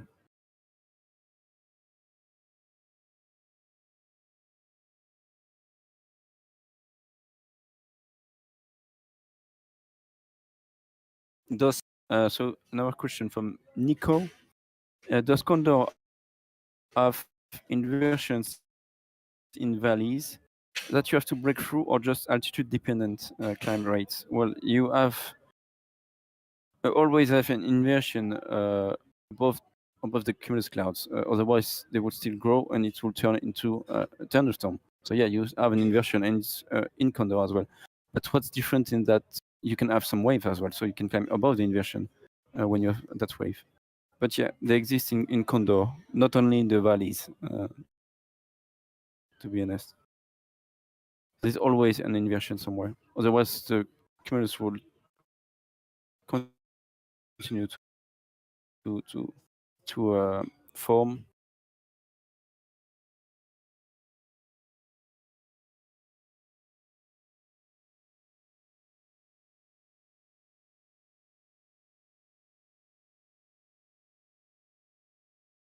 So back with Miko and Gorka on Piolit and Aiguille de Chabrière. So that's on the east side of Gap Valley, northeast of Gap. And then the next valley is to go to Embrun, and then you go to the north to Saint-Crépin.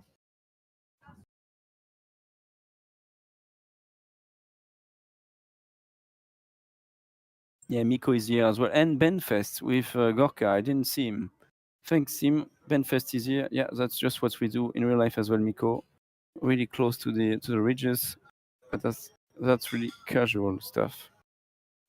Then flying fast. And then it's going to reduce to be just above the ridge and so on. That's what you should do. Arne Martin is here as well.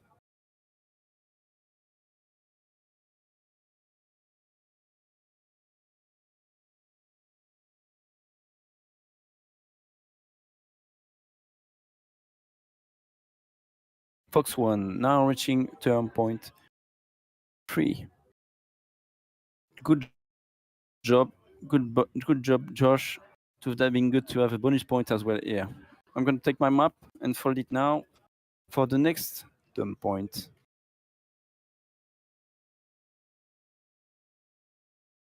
Next one is Gréoux-les-Bains. So now it's going to be long. It's going to be long. 100 kilometers from Réalon to Gréoux-les-Bains.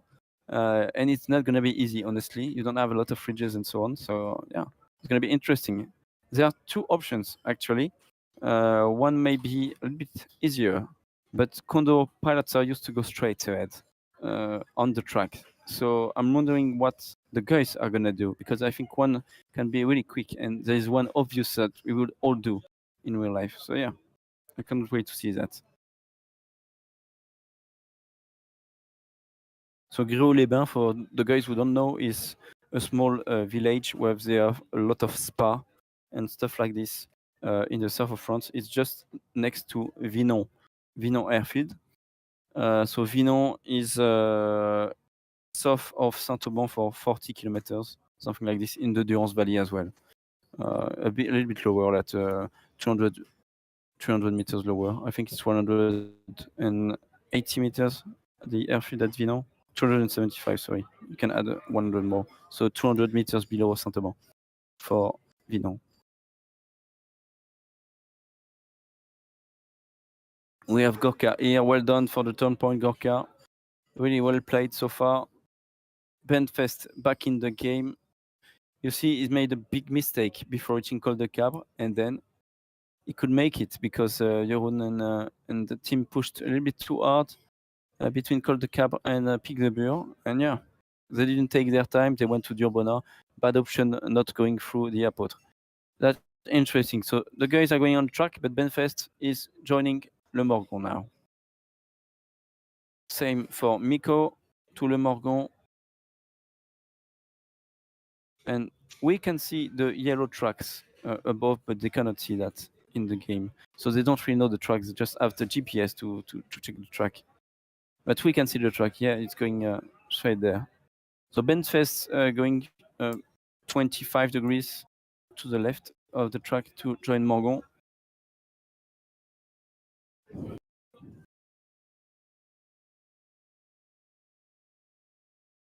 We have following them Vitold joining turn point 3. Jeroen is behind. So that would make Ben winner of the first virtual Sailplane Grand Prix right now if we stopped the count. As some guys said in the US, stop the count. Yeah, Benfest will be quite happy with that. So Vitold, Rozak, the leader after tomorrow's race, is here at turn point 3. Jeroen just behind him with Team Kuipers, team at 2,400, and JJJ 2,400 meters as well. Vitold flying at the same altitude, 100 meter above, actually. Yeah. Fox one going for the straight in to turn point 4, Gréoux-les-Bains. So he's flying just above lake of Serponçon. That's interesting. What are going to be the options for him? Yeah, so Morgon is just on his left now. So I think he's kind of wondering, is it a good option to go on the track? Straight on the track or not? Yeah, and now he's heading to Dormiuse. Because maybe it was not the best option for him. Benfest now reaches Morgon. Is going to push. Yeah. It's going to be really nice. The more energy. Yeah, he's pulling now. I will do it right now as well. Well done, Ben. That's the thing to do now. I would have taken the same option.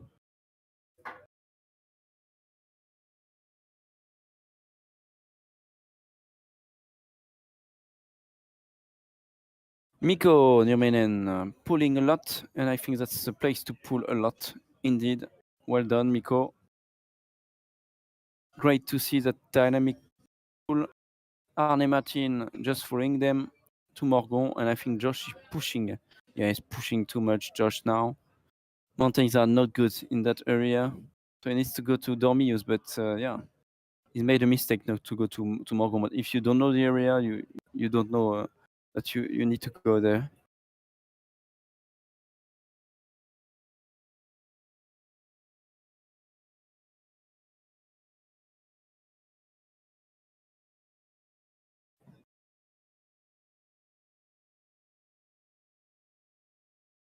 So we are back with Arne Martin in his cockpit.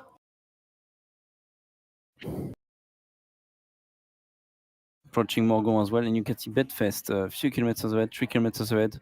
And he's gonna leave Morgon to join Dormius now.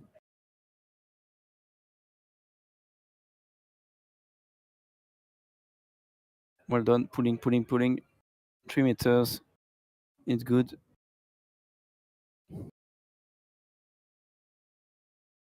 Thanks, team, to the view. So November X-Ray and Jeroen, they passed turn point 3. And yeah, and Ben now is gonna go straight to Dormius. That's the next mountain of Le Parcours and going down to Le Parcours. TKM and Okada reaching turn point 3 really soon. And really everyone is here. Do we have anyone falling behind, team?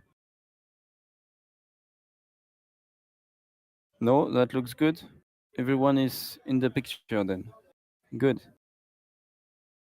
That looks good. Indeed. Yeah, so Fox 1 joining Dormius now, but Fox 1 is flying at 1,700 meters. So he's gonna need a good climb, good dynamic lift here to be able to climb again, because they are a little bit too high, those mountains here. It's better to be at 2,400 at the top of the ridges here. 2,200 is good as well. But yeah, it's a bit too low, 1,700. You have a ski station at that altitude in real life. Yeah, it's below the slope for sure. It's way too low. And now, only option for him is to catch a thermal, really. It's going to be really difficult on those ridges. There is no slope. It's not enough, yeah. Not enough, really.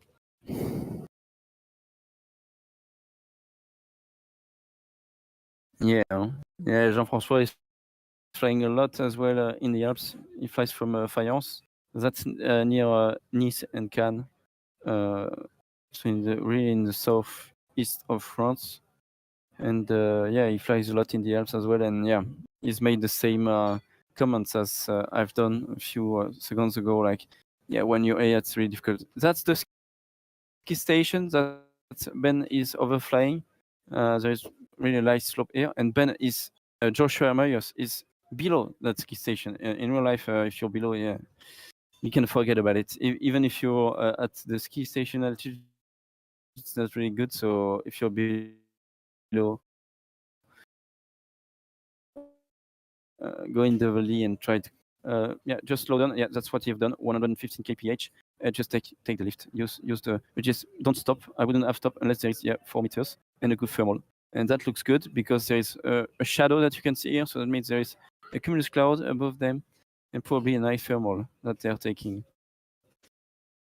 But I think it wouldn't have been an option for me to take that cloud. Maybe just for 1 or 2 rounds like this, and then I would have continued on the ridges, because I think that it's enough today, 13 kph on Condor, to continue on the ridges. Josh Meyers is right here. Josh. And yeah, he followed my advice, maybe. Yeah, go to this cumulus to catch a thermal here. You're gonna be back in the game ahead if you do that. Come on, Josh. And then, yeah, I think he will not join the parkour again. He will try to go for another option. Otherwise, he wouldn't catch them back, maybe. So next point is Gréoux-les-Bains, near Vinon. And that's where you usually catch some waves as well in Vinon, when it's Mistral and it's blowing from the northwest. Yeah, you need to stop, Josh. You need to find the thermal, otherwise you're gonna be kind of stuck in this valley. There are not a lot of options. There are no option actually. So yeah, it's gonna be difficult for you now. So Saint-Les Alpes, Atlantic Fiji is on his left right now. Gorka, always flying nicely, 2,600 meters. Really nice. That's good. Gorka. And he's going straight. He's going straight to the point. He's not making the way to Morgon Dormius. He's trying to go the straight way. And maybe that could work with a Condor, actually.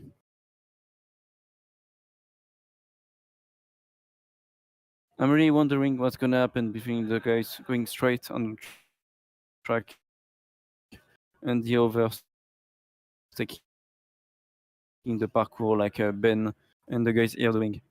What you can do after climbing here as well is maybe join those cumuluses and go to Les Manches and join Gorka back again if you don't want him to escape, maybe. So yeah, that might be an option to do.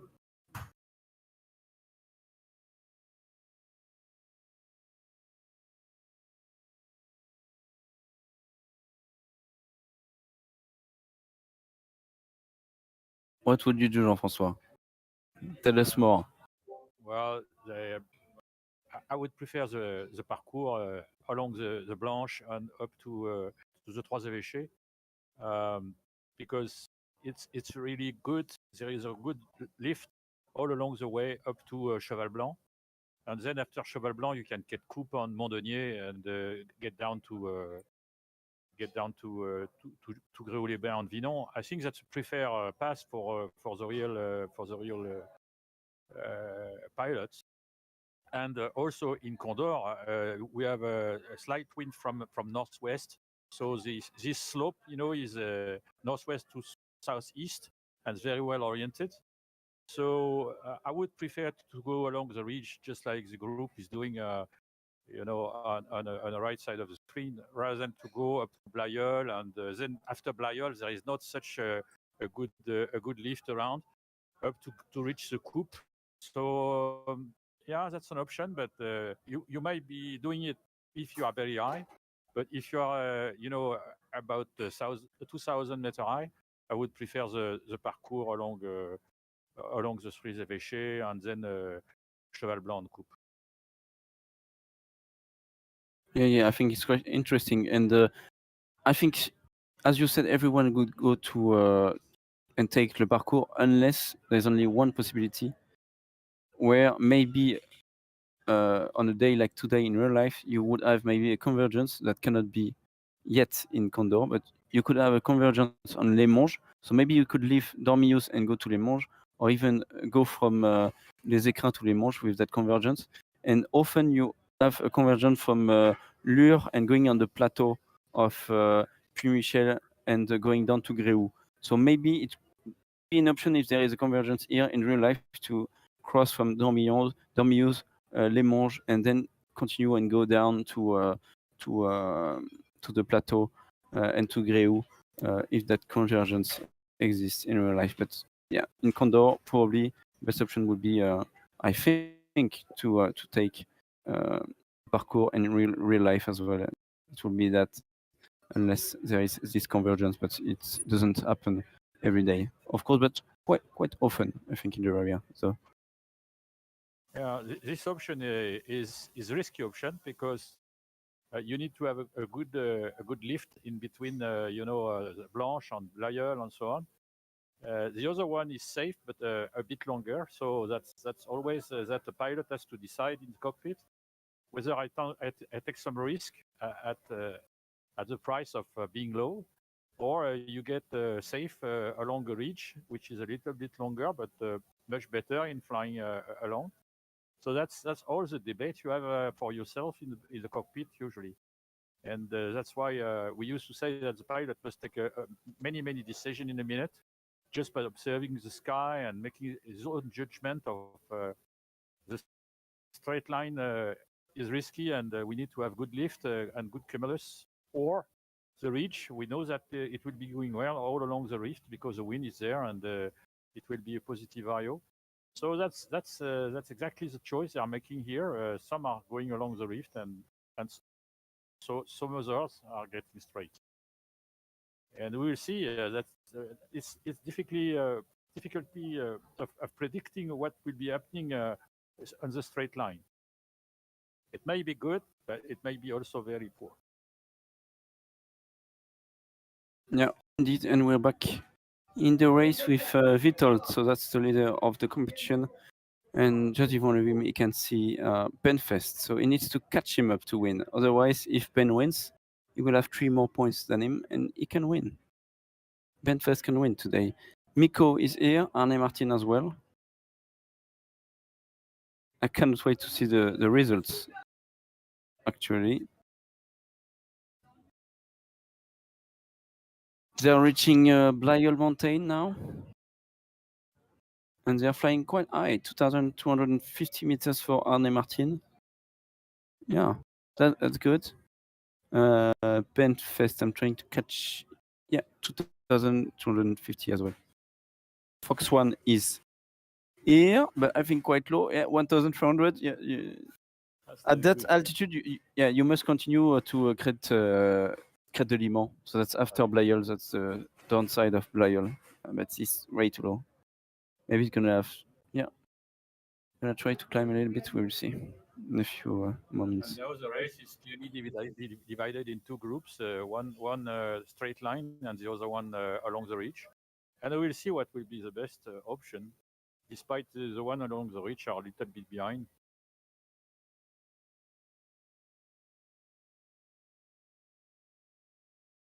Yeah, and there is a big option taken by I think Tim. No, Tim is on the left. Go maybe TKM or the Turkish pilot.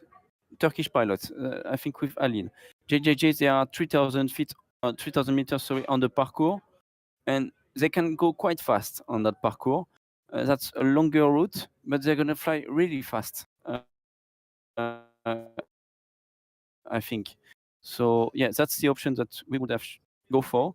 I cannot wait to see what's the result because now Jeroen, he knows that he needs to catch the guys ahead back and he needs to take other options to catch them back. So yeah, he needs to take some risk, and I think that's the only option and what he has to do now.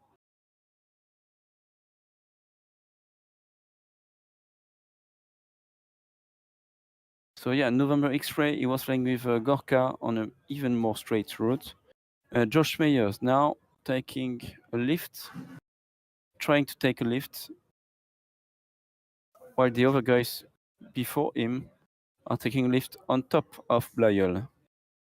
So they're going to climb at least to 2,400, 2,600 meters now.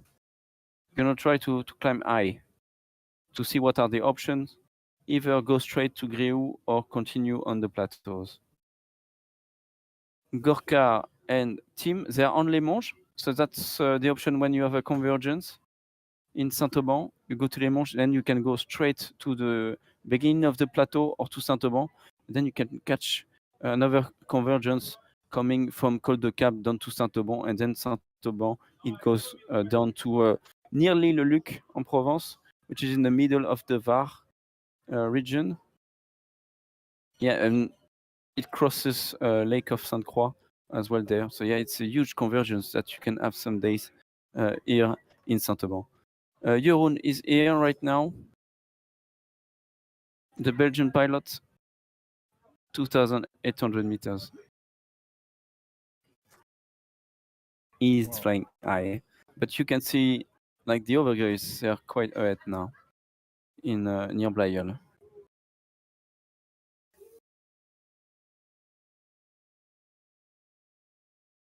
So the option straight worked pretty well in that case because they got the right lift at the right moment in between quitting Dormillouse and reaching the south option. So yeah, they may be right, but as I said before, it's difficulty. The difficulty of this game is nothing is predictable. Can appear a good lift in the middle of of not so good geographical position, just because that's random and it's a little bit lucky draw. And but apparently they made the good choice. Yeah. Yeah, we'll see when they reach Greu, I think, to make. I think I will start to make the first ranking of the day in Greu to see what's gonna happen next, because then in Greu it's more or less gonna be only thermals to reach Sisteron and then arrive in Saint-Amand. So, yeah. After you, if everyone is pretty high, it will be an easy task finished. Yeah. There's no real surprise. From Greu to Sisteron, there is a small ridge at the edge of the plateau of Valençol, and could work. It's not that high, but work a little bit.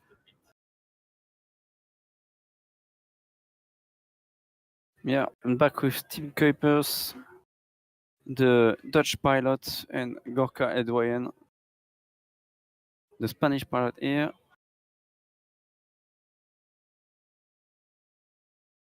He loves his skin. We were in the interview with him as well.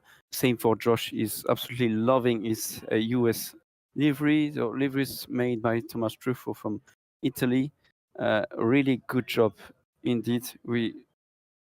I just love them. Honestly, they are so nice. I hope that a lot of you will fly with those skins guys on Condor during the online races. I just love them. Maybe Thomas will make some other liveries in the future with us. So yeah, I love this one as well, from Germany. Looks like an old 80 German football shirt from Adidas or anything like this. Yeah, it just looks so cool. I really love this one on the Ventus 3. Thanks, team. It's really good. Really good looking. Yeah. Yeah, and you can see Josh struggling. He's really low now.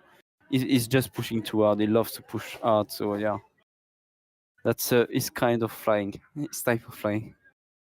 Yeah, he made a big error in not stopping at the Morgon, because it's known that Dormius, when you reach Dormius pretty low at the level of the ski station, it won't work. The slope is not that stiff, and so there is no wind effect, and very little chance to get the lift and the good thermal over there. When 500 meter higher or 700 meter higher, it's much better. So, and the jump from Morgon to Dormius is pretty large, and typically never very good. Guys, I'm gonna let you with Jean-François for a few seconds. Maybe I'm gonna try to catch someone outside if he's not eating or in a pause. Yeah, so Jean-François will be with you for a few seconds. Okay. So now you see the different, very different strategy. One going along the rift still, like V1. One going along a pretty straight direction to join the Greu point. It will go over the plateau of Valençol, because Greu is south of Valençol plateau. And another group in the middle of the two, taking profit of the reach as much as possible, despite they are very high, but it gives some advantage in flying over a slope, even if you are pretty high over. So we'll see what will happen in there. We can see few or 3 or 4 people emerging from the group in front, and they are all pretty high. So there is nothing except F1. F1 is going to be low, and he will have to take to get advantage of a lift somewhere. So now they are going almost above Saint-Auban, where the stack started, and they will go along the Durance Valley down to Gréoux-les-Bains. Gréoux is a little bit west of the Durance, so now they will head up almost south to the point, and they will converge to the point because there is no real advantage to go in one or their direction, except if there are good clouds somewhere, good lift, good thermals. But they should aim very straight up to Gréoux-les-Bains. You know, and the direction of their task, the way they will be heading will be much more directed by where the thermals are, rather than any strategic option on geography and rig. So interesting. GGG is pretty high at 2,000 meters over there. It's good altitude, but some other are even higher. Mike X-Ray is climbing.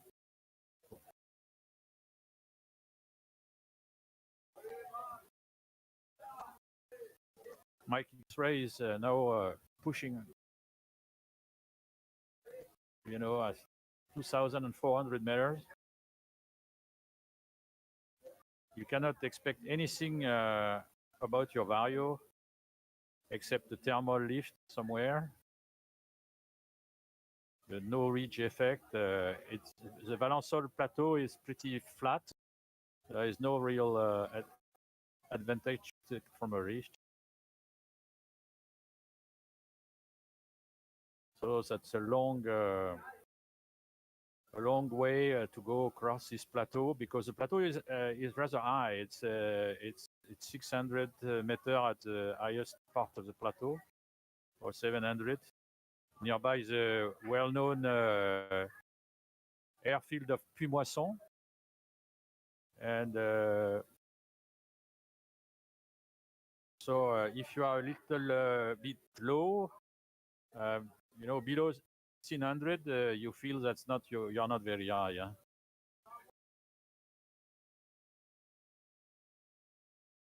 So apparently nearby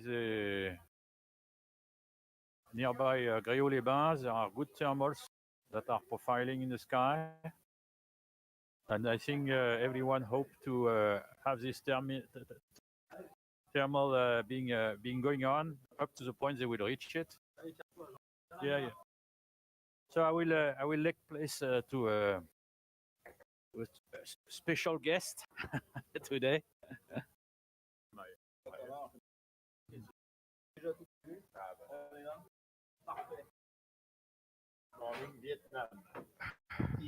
So they are over the Durance nearby.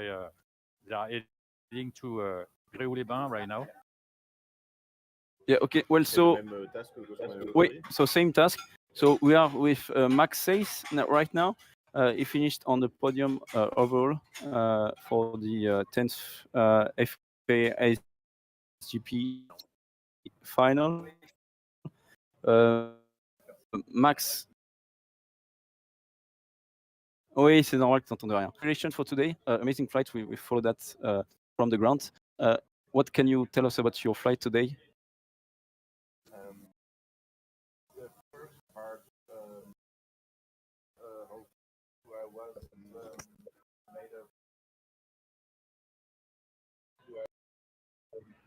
made a pretty bad start. Chose to stay low on the ridges, which was not the fastest. But then once we got on the west side of the Durance Valley, towards the second turn point, it got better. We got a few good climbs, and we slowly caught up with the group that was in front of us. Then all the way to the third turn point in the northeast. Réalon was quite fast, surprisingly easy compared to what we had thought in the morning. The race from them was relatively classic along the parcours first and then the Playeur. on that part, I kind of started losing a bit contact with the group I was with because I did one bad option before going to the parcours, and then I arrived a bit lower on the ridges, and from then on the difference in altitude just always got a bit bigger. Yeah, so I was a little bit behind the leading group at that point. The difference in altitude got even bigger because they took a climb that I didn't take, and then approaching the second last turn point in the south, I pretty much thought it was it was a track, and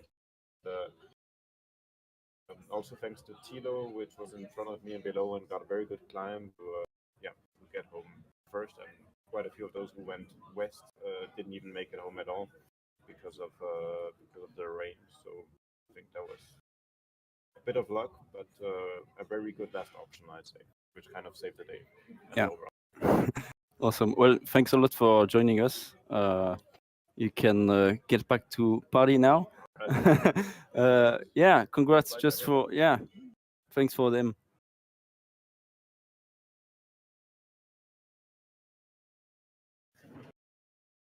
Merci, Mike. Yeah, thanks a lot to him. Yeah, I'm aware we had some lagging during the interview, but basically he said that it was much better than expected when they went to Réalon. So that was turn point 3. Then they went down to Le Parcours and they crossed at Blayeul. So that's what Ben has been doing as well. So I think they checked the flight tracks of the winners today because they went there. Then they crossed and they went to Gréoux. It was okay, but not very easy. And then it was really a mess to get back to Saint-Auron area and Sisteron, and landing. And basically he was saying and thanking Thilo Hauligos as well because he found wonderful thermal, like 2.5 meters per second. Yeah, come get Sebastian. Come get cover. Yeah, but we want cover. So come get him.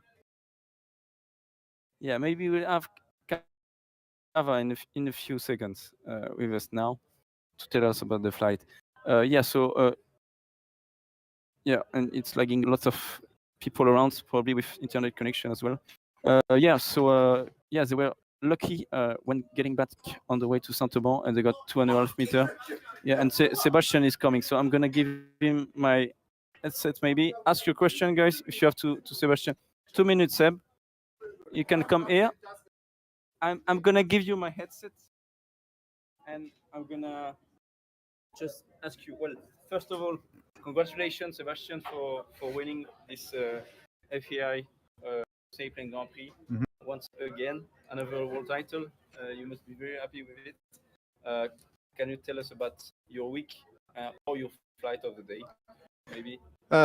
Today, I think it was really clear that we are in a tight lock, and we had a heavy competition today, and both me and Mario were very stressed with the situation. So the result was I didn't know that Mario landed out, and in that moment I had a really nice flying. I were able to lead the race for a long time. It was a nice race over the parcours. Then I made a very good decision to fly on the left side to the Gréoux-les-Bains, which we are actually seeing now on the screen. And we had a little bit different situation because the best clouds were on the left over this little rivers there. Yeah. And from that moment on to the point, we had nice cumulus streets. But then I made a very bad decision. Instead of just flying straight and completing the task, I kept racing with people who were flying with me, and the result was very bad because we turned left. I followed some other French pilots, also Bastian Prestavek and Catherine Zane tried to do the same. And there was a thunderstorm at Montagne de Lourdes. We saw it. We thought that on the eastern side of this thunderstorm we could climb and complete, but it was not the case for me. I was a little bit too low, and I had to fly through the rain to Sisteron. I had to start the engine there because there was no lift anymore. So I didn't know in this moment that Mario Kiesling already did the same about 200 kilometers earlier. But today it was very good and easy day for me for today. I've been flying relaxed. The second place was already sure, so we had no problems to. I had no problems to lead, to make my own decisions, because during the whole competition I was trying to find some advice from other pilots, because there is a lot of pilots who have a much higher experience in these mountains. I'm maybe a pilot who has an experience in reading clouds, but not in this mountain. Certain wind patterns, and you really need to know which ridge works. And I even don't know if this is really reproduced in the simulations here. But if you don't try it, you don't know it. Yeah, that's right. And that's the problem. Because in this simulation you can have a forecast and it works exactly according to forecast. Yeah, because there is a wind arrow and it will be in the simulation exactly the same wind. Yeah, so the ridge, if it's the ridge perpendicular to the wind, it will work. In reality, it doesn't work like that. There are some extra factors. For example, maybe the area is more wet, maybe the area is more dark or something, and it produces thermals a little bit in front of the ridge, and then the ridge itself doesn't work perfectly. Also, the influences of the areas of the lakes, rivers are producing some problems. So we had this problem today, that the area of plateau and a little bit more in direction of Sisteron also was weak. You could see it from above before the start line was opened. It was hazy, and a little bit to the west of Montagne de Lourdes, where is the gap between the Lourdes and Ventoux, you could see that there, from the north, the completely different air mass, much clearer, was coming, and the cloud basis was immediately 300-400 meters higher, and the lifts were stronger there. And in this part, there was a coefficient of breezes from the south, and it brought the old air mass, also probably the wet air mass from the ocean. So that was much weaker than we expected. When did you start flying in the Alps in Saint-Omer, your first experience? My first flights here was in 1997. There was a World Gliding Championships. I was flying as a junior, and I flew SH-25 without engine, the original one. Yeah, and then it was not bad. I won 3 days during that competition. I ended as a 7th or maybe 8th place, but I got a trophy from that competition for winning in the longest flights, longest competition day. Yeah, in the open class.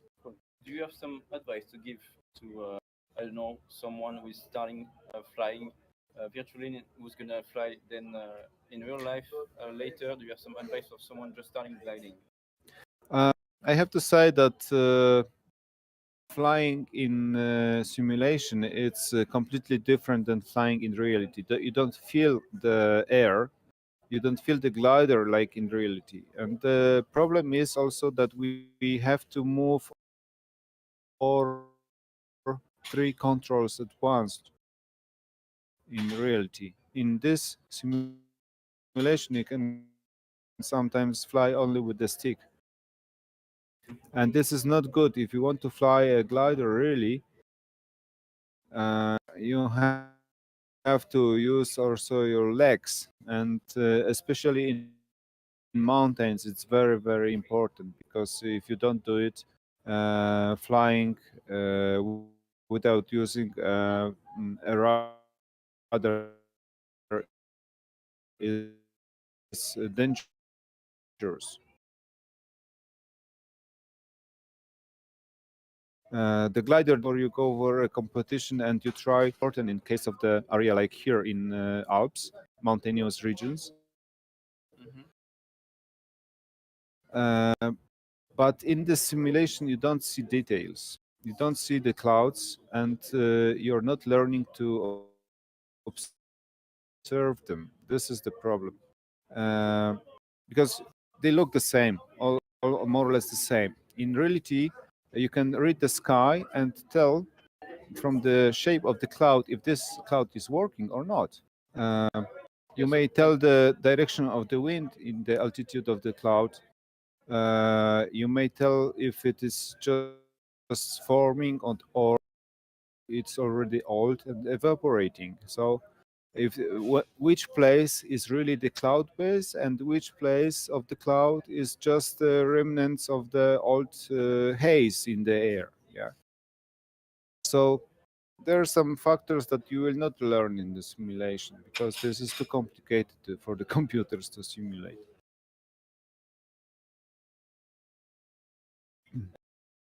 And if you have any advice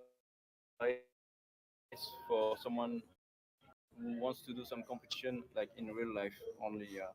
Eric Napoleon, Theo is starting to do competitions. If you had some advice to give to him, I don't know, to any guy, a young guy starting competition now. But starting competition in real gliders. In real life. I would turn off the farm. You would turn off the farm. Yeah, nowadays This competition was very special. In Montluçon, in Europe, in Poland, for example, we have obligatory to have the stealth mode during the competition. Yeah. And also have some solutions that people have to declare when they start. Okay. And nobody is able to follow, like here. Yeah. And here you could see just a chain of gliders following the leader, and they don't make any other decision, that they completely copy what the leader does. And this is, you see all decisions they made. You should compare your decision to something else. But if you don't do your own decision, you don't learn. You don't learn to fly. You don't make mistakes. You make other mistakes. You copy other mistakes, somebody else's mistakes. Yeah, you don't copy. You don't make your own mistakes. For example, today I made a mistake to follow the French team, because I thought they know something about the area. They know something about the thunderstorms forming at the Montagne de Lourdes. Oh, this is exactly what I'm talking about. Like Yeah, this. yeah. And this is instead of flying my complete my choices, I made very good decisions today, and I flew very well. I was leading, and then I saw some gliders going to the left, and I thought, maybe they really right. Maybe they will find 5 meters there, and then they will complete task earlier.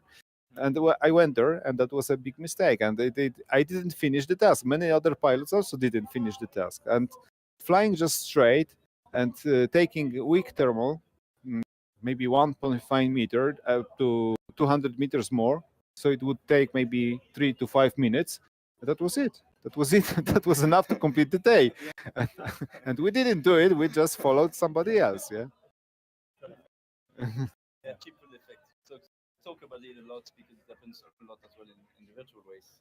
They don't want to make their own choices and they follow other choices. They push, and then they outland all of them. So yeah, triple effect everywhere. Yeah. Something we need to.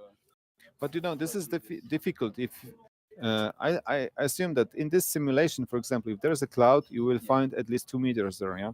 Yeah. But in reality, it doesn't work like that. Yeah. You have to look at the cloud, and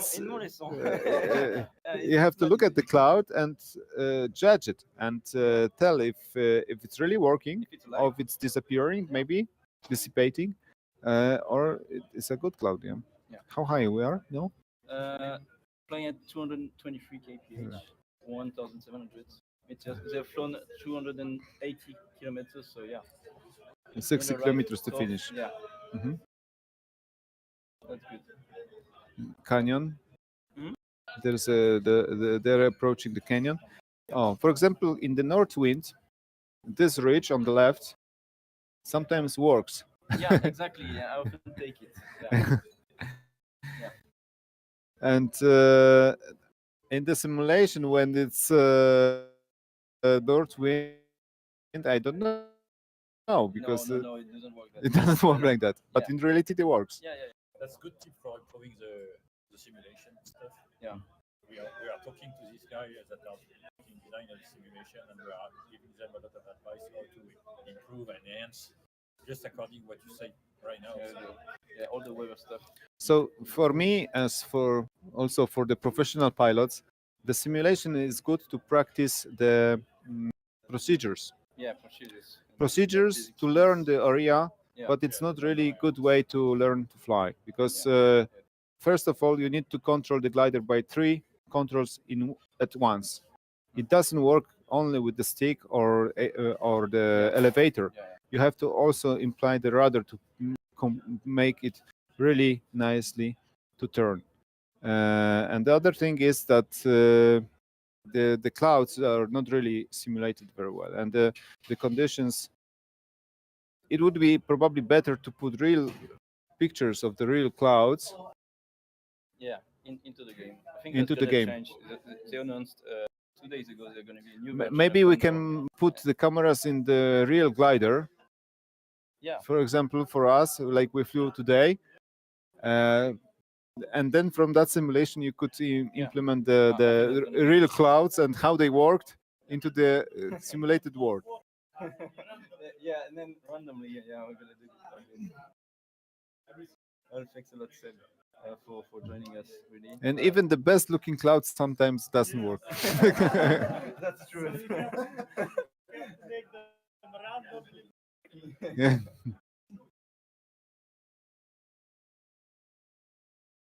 Well. So the red, I don't know, tour. That's a Turkish pilot. Turkish pilot. So- He exactly took the way we were flying today. Yeah. Oh, great. On this rivers here, and Yeah, this was really because this is a little bit lower land, Yeah. and this is a little bit higher. So Yeah, exactly. on this ridge, it was some sort of cumulus street. Did you get any convergence here? It was not really a convergence, but some sort of a cumulus street. Okay. And the last possible cloud was exactly okay where they Yeah. on top here. Yeah, on top. He's talking about just next to Leme, more in the middle of the plateau. Yeah. But instead of this, some people went to Manosque Yeah. And over Volks. this ridge. Yeah. There was quite well, but the next cloud was already in the shadow here in this area, Okay. and we had to fly from it to the west, and And that was a so disaster. You tried from Puy-Michel to go this way, but did you think that there was another option to go just straight to Sisteron like this? In this go on place, plateau? probably I turned left here Yeah. because I followed other gliders instead of just making my own way here, Yeah. Okay. and it would be fine. Yeah, 2.5 Max told me. Mhm. that was much easier for them. I was just aiming to the cloud and they turned left. Yeah. Frenchman. We'll see what the simulator guys will do. But apparently they are going. Yeah, they don't have the rain yet, They're so going to the west. they're gonna go straight for. I think they are very fast today, yeah? They're going fast. We try to make something not too long tonight as well for the last night because we want to make the scoring and do the prize giving ceremony live as well for midnight. So yeah, we need to. Probably you have better prizes than we had. Yeah. Did you see that? Yeah, they're gonna win quite some stuff. Yeah. Good stuff, yeah.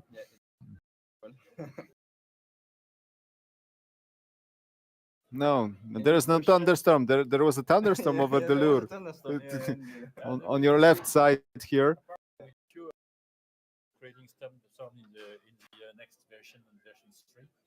So coming few months from now. Yeah. It was raining in this part of the mountain de Lourdes. Near Lure, yeah.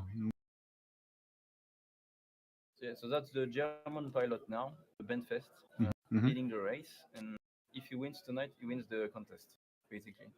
So now he's leading, so it's interesting. He's his first. And the guy, he comes from Hamburg, and I think he's flown a little bit in real life, but he doesn't have the time, so he's trying to stick to Condor to be able to keep his skills, and then we'll have some more time and we'll come back in real life. This is quite often a good place, good but place today the cloud was a little bit deeper over the plateau. But from this moment on, you had nothing. Okay. There was a shadow from the thunderstorm, downwash, rain, and also those ridges on the right, they were not really working. Interesting. So if somebody entered this valley without altitude to complete the task, he finished. Yeah, basically that was it today. Yeah. It was interesting. Yeah, when we saw even Christophe Abadi and the guys on the west side near Piton Perry at 800 meters, we were like, oh, it's done for today for them. Sorry guys, but yeah. So you didn't know that Mario landed out. So no. When did you learn that you won? When you landed? Yes. And people were clapping. When people clapped? Some guys with cameras came and they told me. That was a good news. Yes, the guys with camera. But I was quite happy, and I think the Mario Kissling is deserved to win this competition because he has a lot more experience in the mountains here than I. I'm flying every 5 years here. He probably flew 10 times each year for a camp or something, maybe for some competitions. He knows the ridges perfectly. He has a brave pilot. He is very good pilot technically, and he knows what he does in the air. So in our ages, when we were young, Mario was told to be best German gliding talent, and but he unfortunately was always competing with me. That's probably the stress today. I think any one of us could win, and I already were prepared to lose this competition to Mario, and they would be happy to lose with him because he's a very good pilot.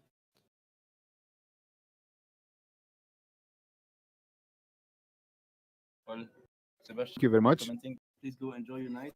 Congratulations again for the win. Thank you. Amazing. And we'll see you at the next Worlds for sure. Vas-y, ouais. S'il est là. Bah, yeah, guys, I hope you enjoyed talking with Seb a little bit, explaining his knowledge in the area. We're back to racing now with Ben Fest, I think, leading now the race. 1,200 meters for Ben. That was enough today to finish, but I don't think it's enough in Condor. Then we have, I can see Alpha Mike, JJJ Mike X-Ray, Vitold is here as well. Oh, that's gonna be tight between Ben Fest and Vitold. just checking the results, guys, because I need to have the total from yesterday's. Il arrive. Oh, so yeah, guys.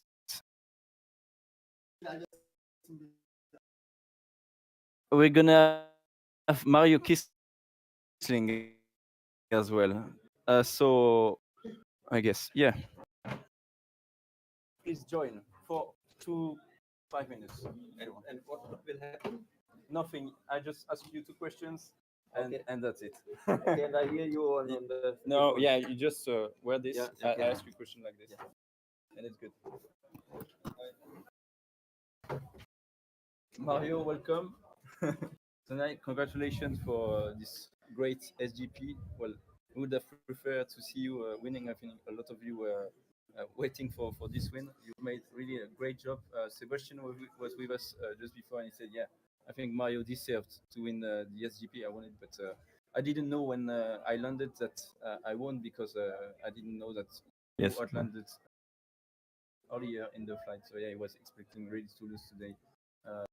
We have the German pilot here as well, leading the race, and if he wins the first virtual Sailplane Grand Prix as well. So it's great to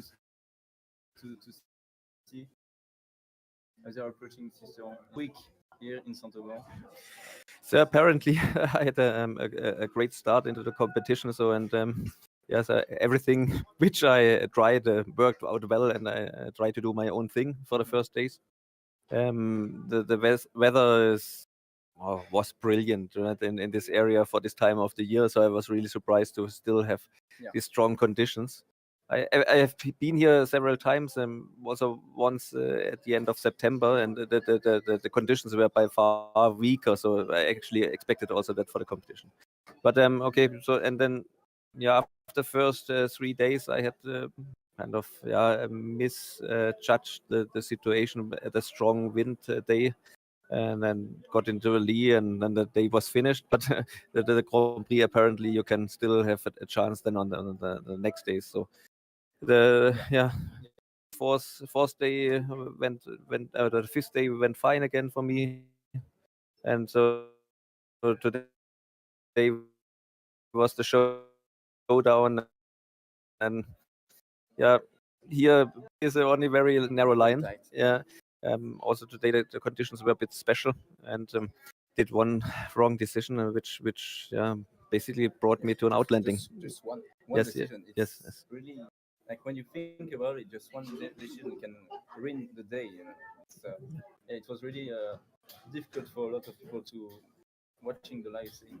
They were like, "Oh, now it's done for Mario. We know it." So, but we didn't expect Sebastian to score 0 points as well today. So just imagine like having the leaders not completing the task. Yeah. No one would have imagined that. And now looking from the back, of course, then I could have taken it slowly, because I did a lot of pressure, because I know that the Geckel was in front, and I wanted to win and find a good thermal. I mean, if I would have known that they had problems in the final, of course I could have taken it slowly and just ended. But okay, looking back does not help. You need to look forward. For sure. So, do you have any plans for the years coming in gliding? Any competition that you're excited about? So apparently, I like very much the Grand Prix style of competition. I like to I like to fly in the mountains, and so this year I flew in Varese competition, and here in Saint-Auban, both 2 great competitions, great weather. Having said that, so next year I'm planning probably also to fly some Grand Prix, and then I heard maybe here's something in the Southern Alps again, and would be happy to join. Well, thanks a lot, Mario, for joining us. Congrats again for the podium. I think you will have a lot of medals in the future as well. Keep going, keep pushing, and I'm sure you will beat him. Okay. You can stay until the end with us if you want. We need to. So it's just about the final now to Sisteron, right? Just the final. He just passed Sisteron already, and is reaching reporting points. We're gonna have to make some calculations now to it's gonna be good or not. Yeah, So that- he has a nice German livery. Maybe Tim, you can show him if you. Okay, hear me. that's the final turn. Yeah, so Okay, I see. that's reporting point here. Yeah, okay. And then finish Because the line. height I just checked with 850 is not that high. Yeah. Not that high, but yes. it's Yeah, shortly 600 before the today, final, yeah. yeah. 600 today, so Yeah. Line, Yeah. left a bit, but going down, the Z. Yeah. Right. Can it see it looks like yeah, but yeah, we'll see later. Yeah, poor connection, but it still works really well on the live. Just have, but yeah. So Benfest leading now. The German pilot. I don't know if this one where it does work. I can hear you. Yeah, you can. Yeah. Yeah. So yeah, Benfest is here, and yeah, it's made really a great competition. It's missed just like you one day, but yeah, he tried to stay connected to the guys ahead, and I'm gonna show you his overall position now. He has 38 points, so he needs to win, and the first one needs to be at least on the third of fourth. And he gets also the 11 points today, right? Yeah, so- 11 points.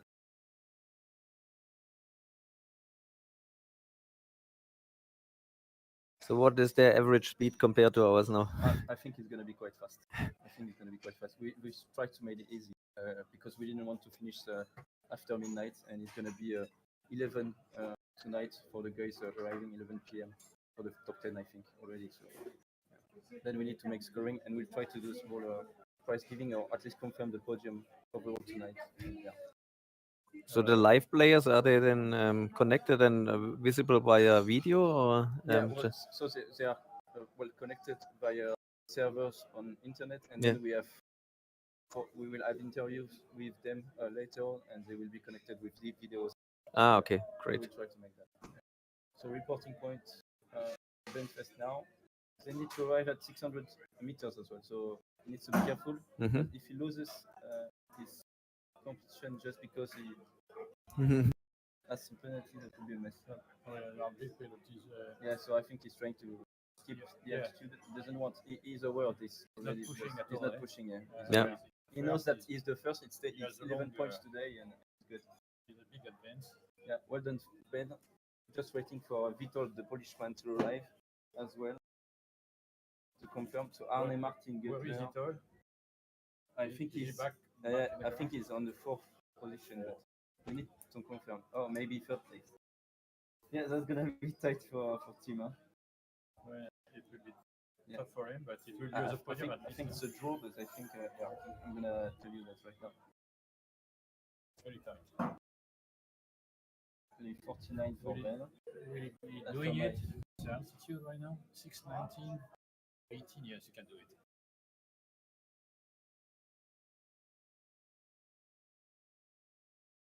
There's gonna be 49 for both pilots, and I think there will be a draw because Vitor and Ben won 2 competition days. So we need to check the penalties to check that they are both good. But then we need to go through the details of the scoring rules now. I think. Yes, the first places, second places, third Yeah, place. You have to go through it. Draw 49, 49. Then Yeah, I think yeah, first, yeah, second. Yeah. And it's really tight. Yeah, that's really tight. Yeah, they flew really well. All the guys here. So a lot of them, I think 70% of them are flying in real life as well. There's Tim Kuipers that you may know from the Netherlands. So junior world champion 2001, European champion as well.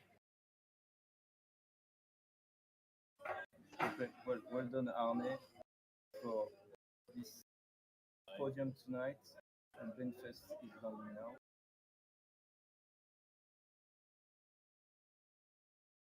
Oh, that's Mikko Nurminen. Oh, maybe Mikko Nurminen is in front of Vitor. I'm not sure. That's right. So Mikko. So yeah. So Benfest wins. Okay. The German guy wins. Mikko wins. And Mikko is fourth. And that's Miko. Yeah, Miko is third. So that's 6 points. Yeah, so that's 48.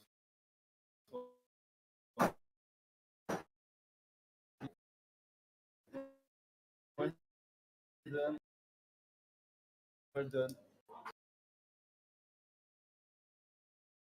That's great. Then we have. Oh.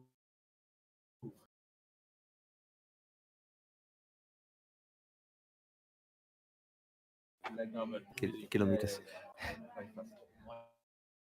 Mike X-ray. Je pense November X-ray. November X-ray. L'école uniforme Sierra. It's gonna be 5-4 to 8. But The we didn't server is have working such well. a big It's lag connection tonight. Yeah, it's back. Thank you.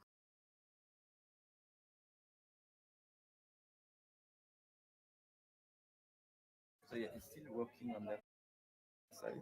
Or not? We moved here just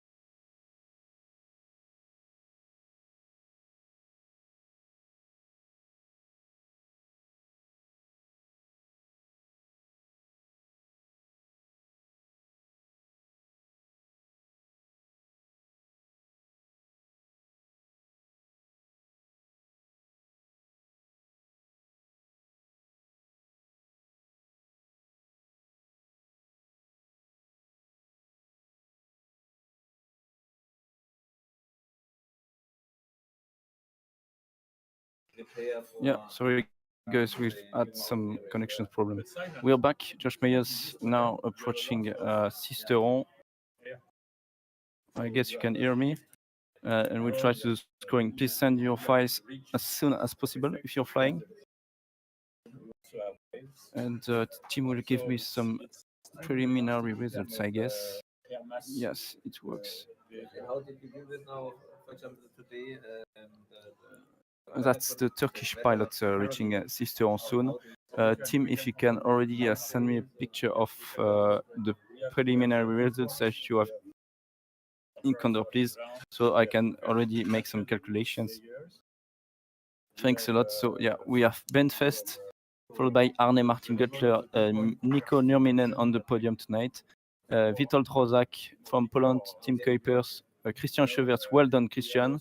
From Chile, Tim Madsens in 7th place.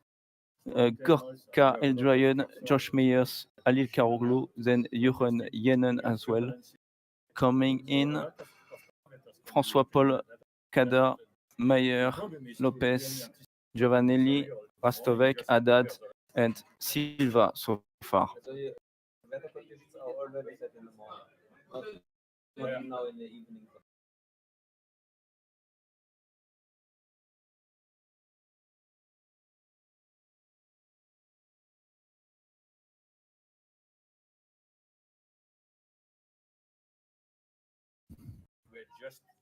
So Josh Meyers now is going to arrive. I'm just checking the files, guys. I have the files from Jeroen, Ben,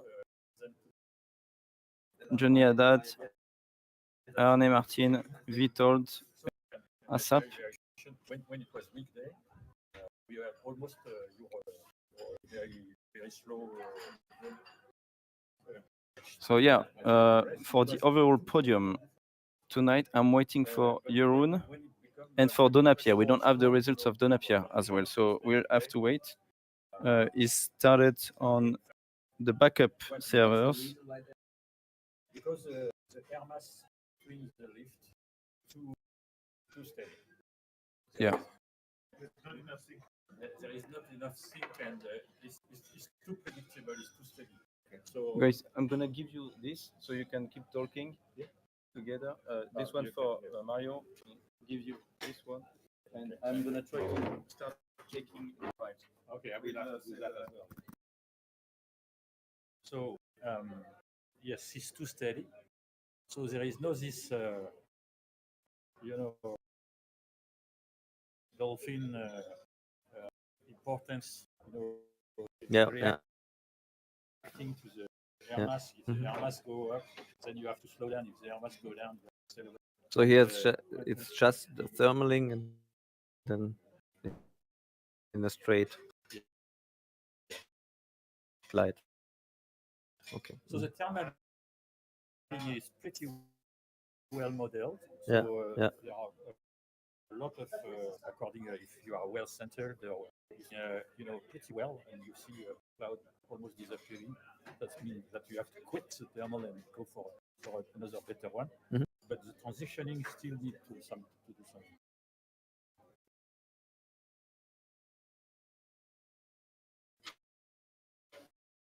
As we saw, mostly during this competition. Yeah. And what about the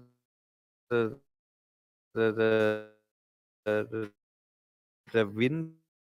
So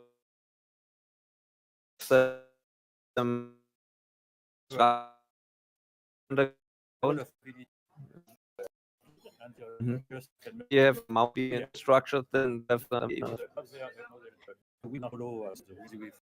yeah. It's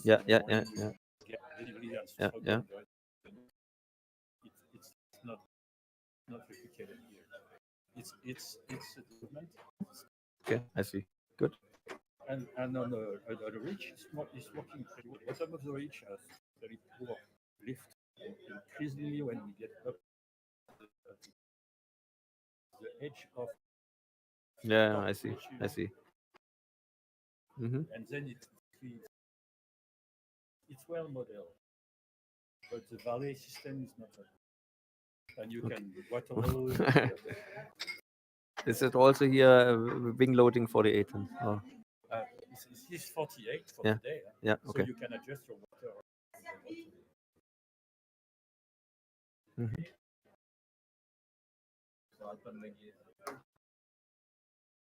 So it's pretty complete.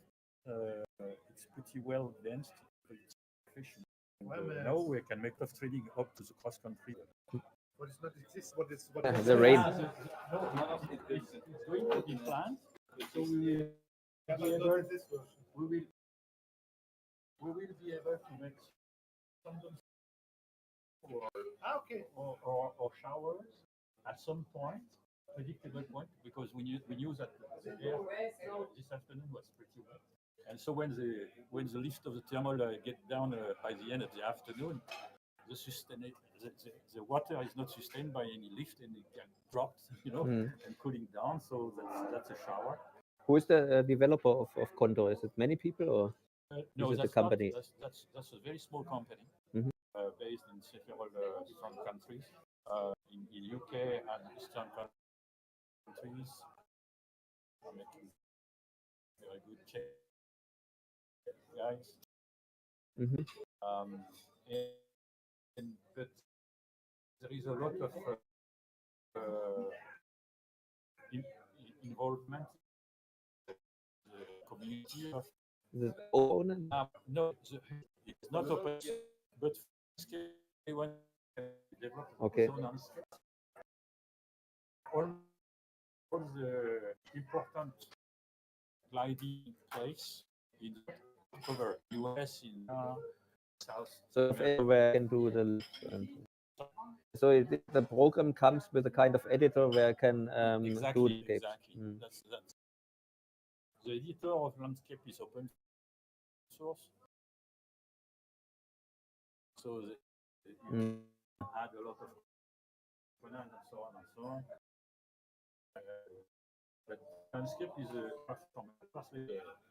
a mesh layer for the mesh to adjust on the 3D relief. And then you have another layer of generation of thermal. So that's a good thermal map. And at least you have the layer of 3D objects and components and so realistic. Very nice.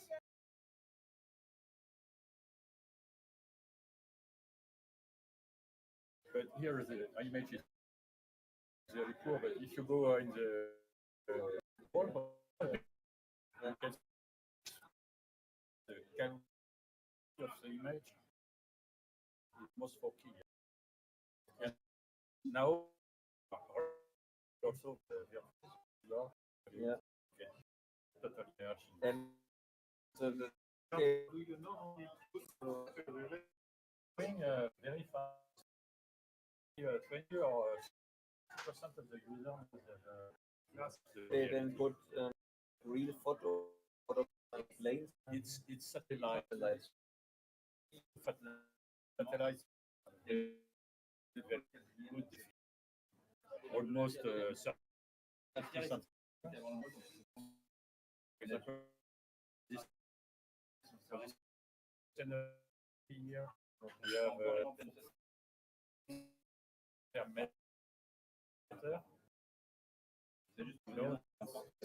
per meter.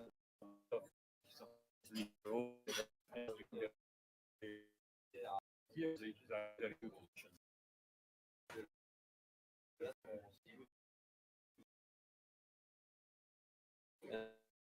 each of the players so big down and they can load. So it's 80 gigabytes of data for the simulation. You have to download before you can start. 80 gigabytes. 80 gigabytes. 80 gigabytes. 80 gigabytes. It's a lot. It's a lot. Yeah. It's a lot. But it's covering 100,000 kilometers square. So it's going from southwest of France up to Czech. Covers Italy, Switzerland, Czechia, south of Germany. So all Alps. We call it yes. We call it Arc Alpin. It means all the big arc covered with the same density of photographs. So that's why the quality of the image are very good. Essaye de mettre là, mais j'arrive pas à capter. Qu'est-ce que tu voudrais? Il faut que je regarde les trois fichiers que j'essaie. Oui. Après, c'est bon. Donc, si tu arrives à mettre le stream là. que moi, ça va lag.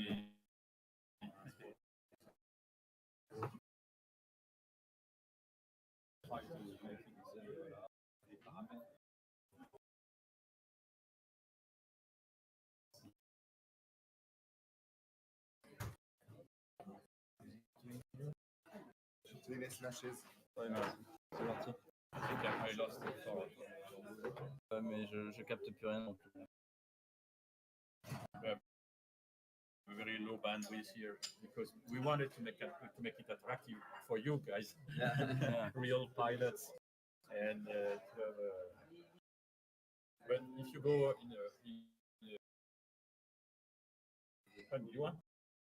you want to see a real cinema image? Is it bad right now? Yeah. You want to see it? Yeah. So, 1, 2.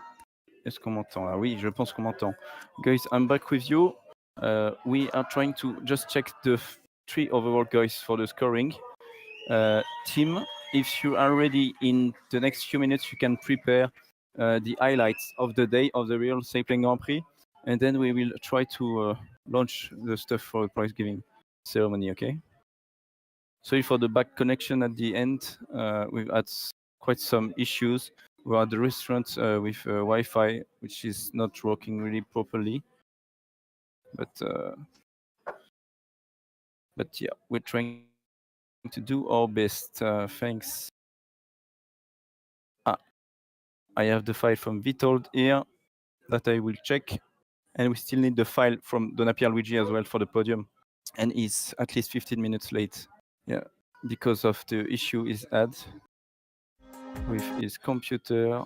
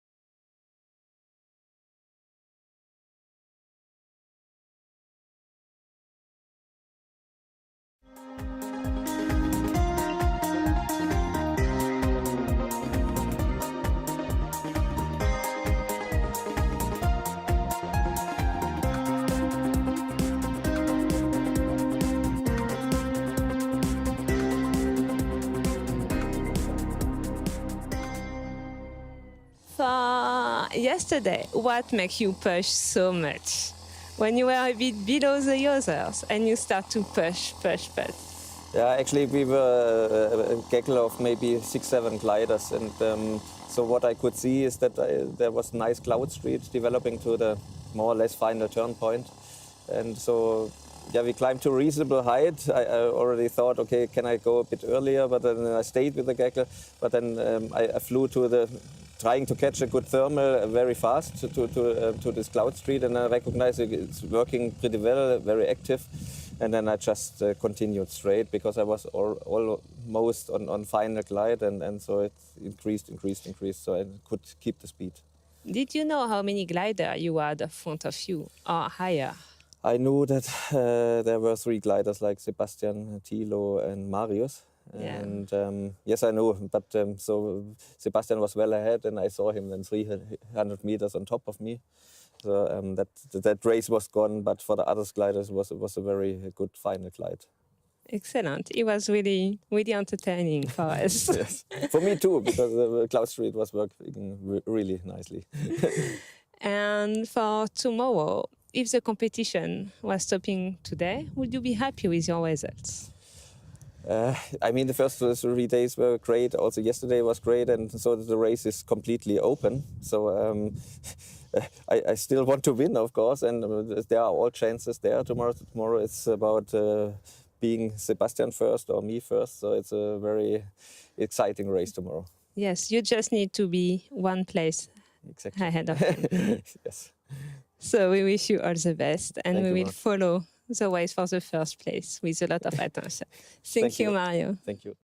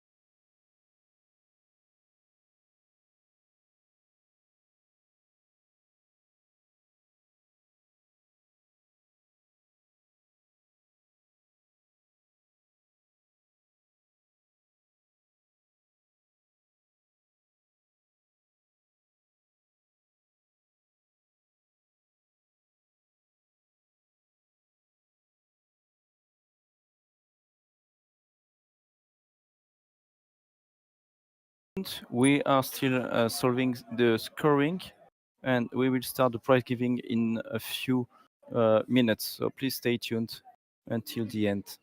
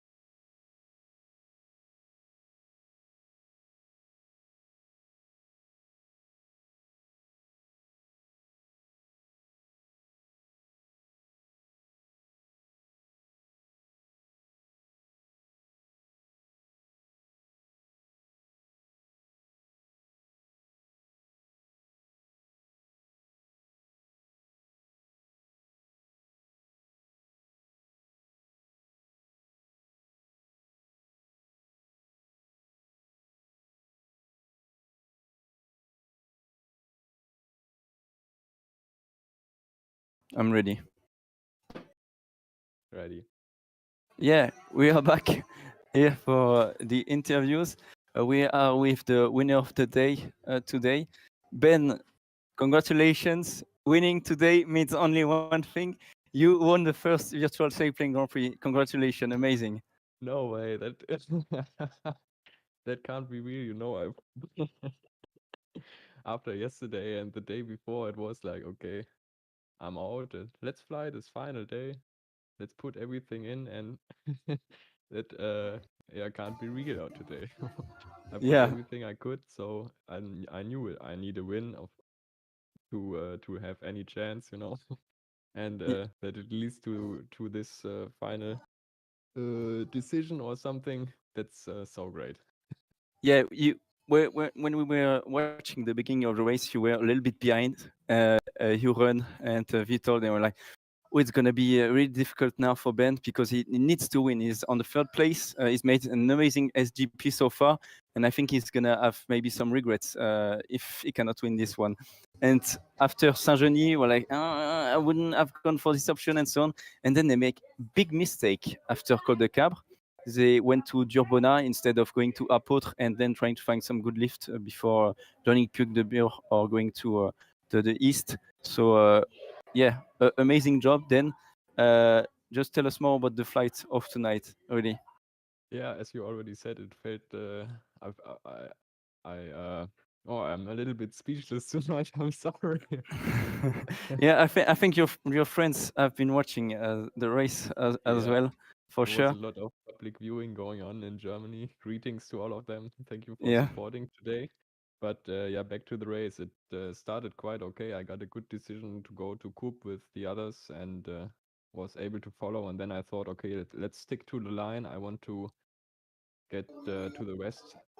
And yeah, I fell behind a little bit, you know. And from then on, it was okay.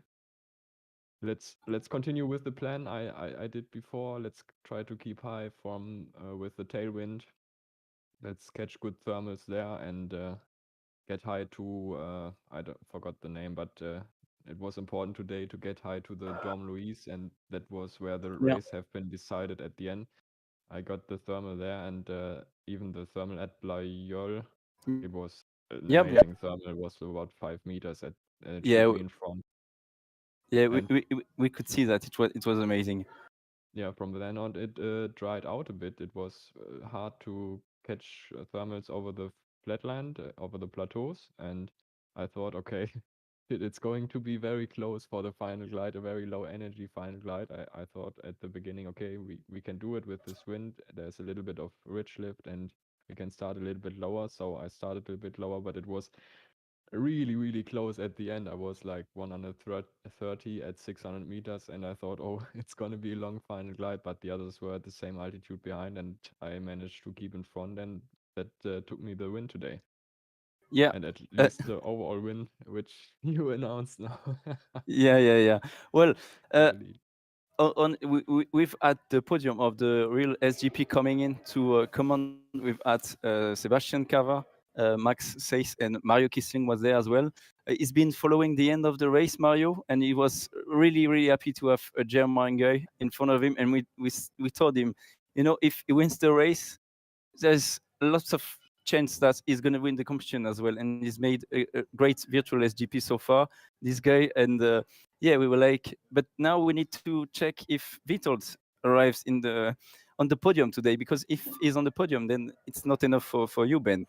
So yeah, it was really close, and yeah, he was really happy, Mario. We've had some lagging problem, internet connection here in the restaurant. It was a bit of a mess at the end, but yeah, he was so happy, and he talked a lot of simulation. He was really interested in that.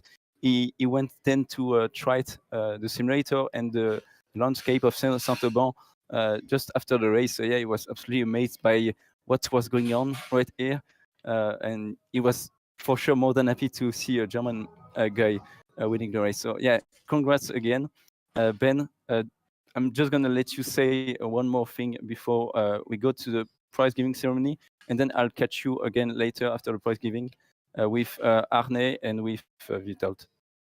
Yeah, thank you very much. So overall, I want to thank everybody who's put effort into this, like the organizing team, the whole guys behind, all the pilots who have joined, all the real pilots who have maybe watched us, and congrats to Sebastian who did the thing in real life today. And sorry for I'll tell Mario him. that it didn't work, but yeah, it was so much fun during the week, and I think I need to wash my t-shirt now because it is full of sweat. And, Yeah, so I guess so. thank you very much, and I'm totally happy. Thanks a lot, and Awesome. hope to see you later.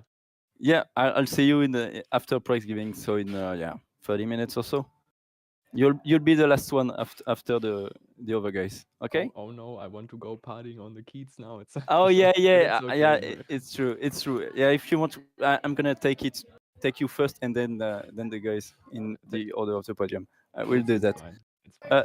Team, if you're ready, now we can go to the prize giving ceremony. It's quite lovely here. The party is going on in Saint-Auban as well, so they want us to come as well. So that will happen in a few moments. For the scoring guy, so that's gonna be preliminary results now, and we are gonna have the official results tomorrow. So we're gonna do a short prize giving ceremony right now, and we'll do something with more interviews of all the pilots, maybe tomorrow or in the coming days. Yeah, and results we will confirm tomorrow. But I can already tell you the first results for the podium. We checked already the files and no penalties, so that will be the results for tonight. So team, yeah, when you're ready, we will go to that. I'm just checking.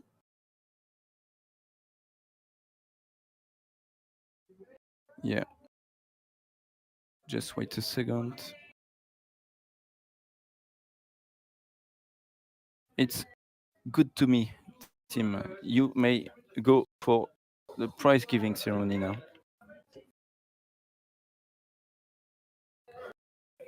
Yeah, so guys, welcome tonight. Jean-François, maybe you can come close to me now. So welcome to this prize giving ceremony on this day, the last day of the competition, and we can start now. So the program, I will thank again all the team, make some announcements on the future of esports with the FAI. We will have the podium of this day, then the podium of the first virtual Sailplane Grand Prix that is confirmed. Shouldn't be any change. We've checked that. We'll talk about the prize giving. We'll not do the overall results because we don't have all of them, but I can give you some points already. Well, no arrival procedures, that's for sure. You can forget the rest of the thing. And then I will tell you some more stuff. We'll have interviews at the end. You can go through it, team. Yeah. So just to recap, as we've said as well on the during the briefing, maybe you can take my camera, team, if it works, so I can have Jeff on my side as well. So yeah, I want to thank everyone who's worked on the project. 20 people: Jean-François, Romuald, Marc, Michel, Angel, Alexander, Thierry, Sebastian, Marc. I've told Marc already. Timothée, of course. Jean-David, Emmanuel, Maxence, Michael, Matthew, the other Marc. That was the second one, and Thomas Truffaut. Thanks a lot, guys. Amazing, and yeah, of course, thanks. I've received too much good comments, so I don't need to say that.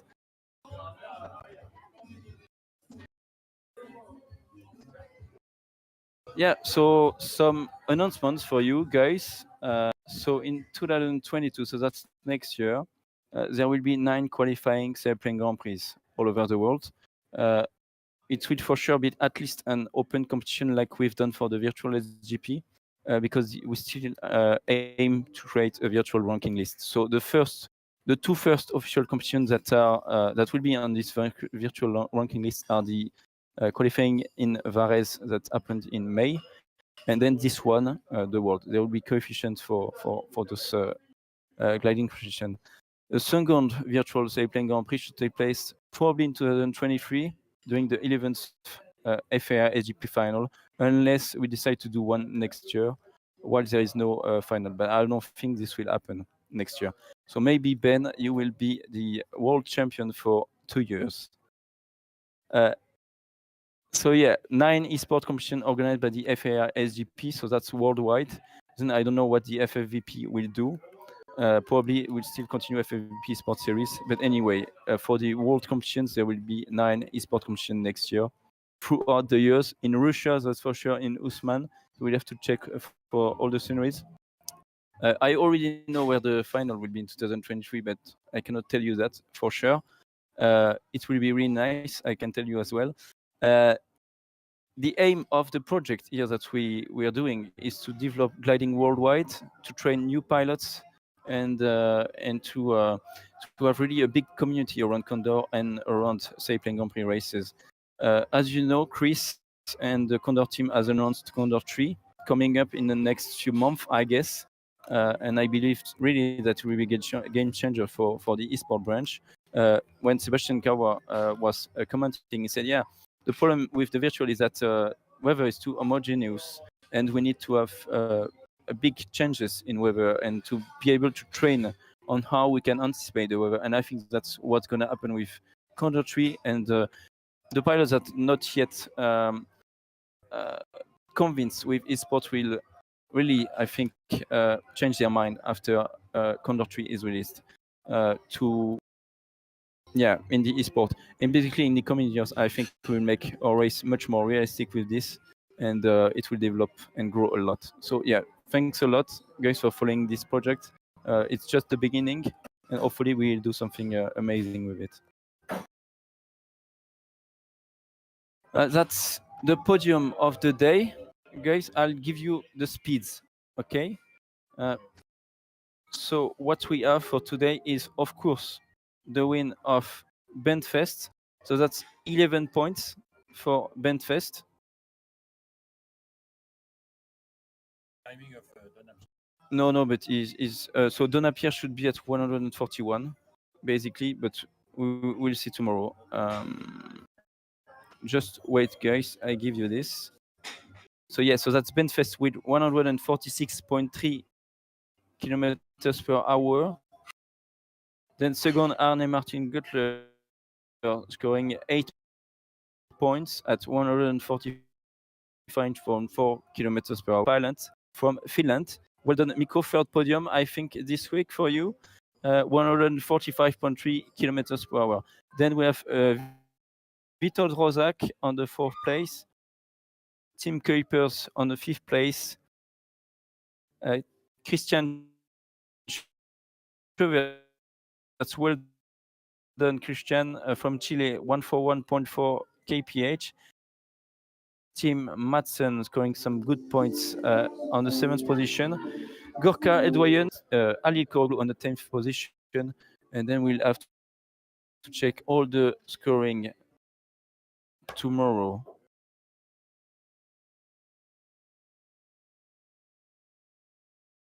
There is a small lag. So yeah, no, that should be okay now. So yeah, top 10, Bentfest, Guttler, Nurminen, Rozak, Kuipers, Schuwerts, Madsen, Eldjoyen, Meyers, Koroglu for the day. If you can hear me, guys.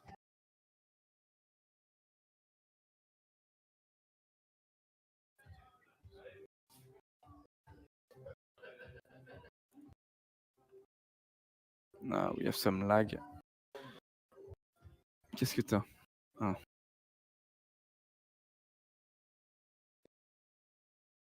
Okay, no. I think it works now. Ah, bah ça marche plus. Ah.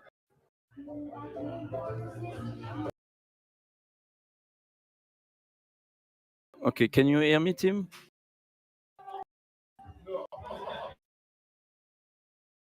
Too much lag, maybe. Yes. Looks like it works. So yeah, I'm just gonna repeat the top 10 for today. Okay, it's Bentfest, Guttler, Nurminen, Rozak, Kuipers, Schuwerts, Madsen, Eldjoyen, Meyers, Koroglu. Then we can go to the overall. Yeah, you can go to the overall results now. And we'll try to continue. Yeah, it's really. I don't see the results now for the overall. Waiting for you, Tim. Okay.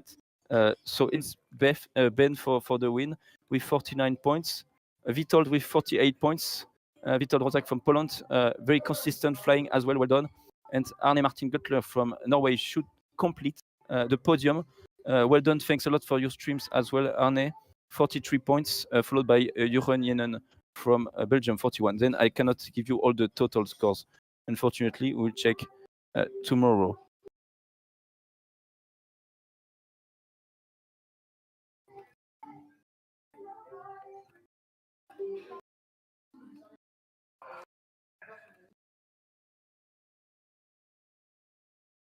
Okay, now prize giving. So you know it, you're aware of it. The winner of the first virtual Sailplane Grand Prix is winning a full simulator ring. Sorry. So Just Soaring, our principal sponsor of the first virtual SGP, is offering this rig. It's valued at almost $2,000 US. And yeah, Ben, I think you'll be able to expand quite a lot your esports gliding experience now with this SimRig Pro. I would like to thank them a lot for this prize giving, because really honestly it's a lot. We didn't have such a good prize giving for the real event, so it's really amazing for us and for you, I get as well, guys. I think so. Congrats. I hope we will continue this partnership in the future with them.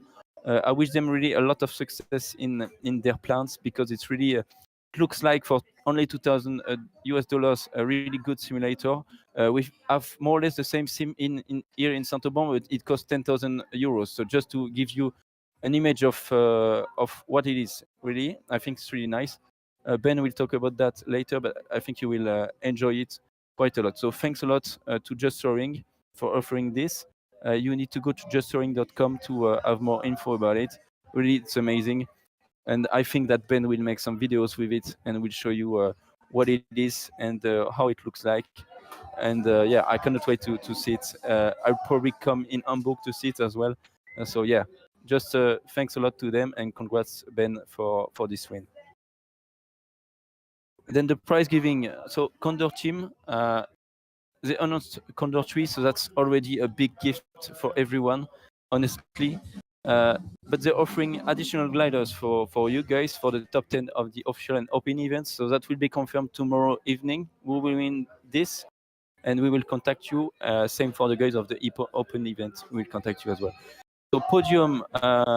So for Ben's Fest, for Witold Rozak and Arne Martin Guttler, you will have 3 additional gliders offered.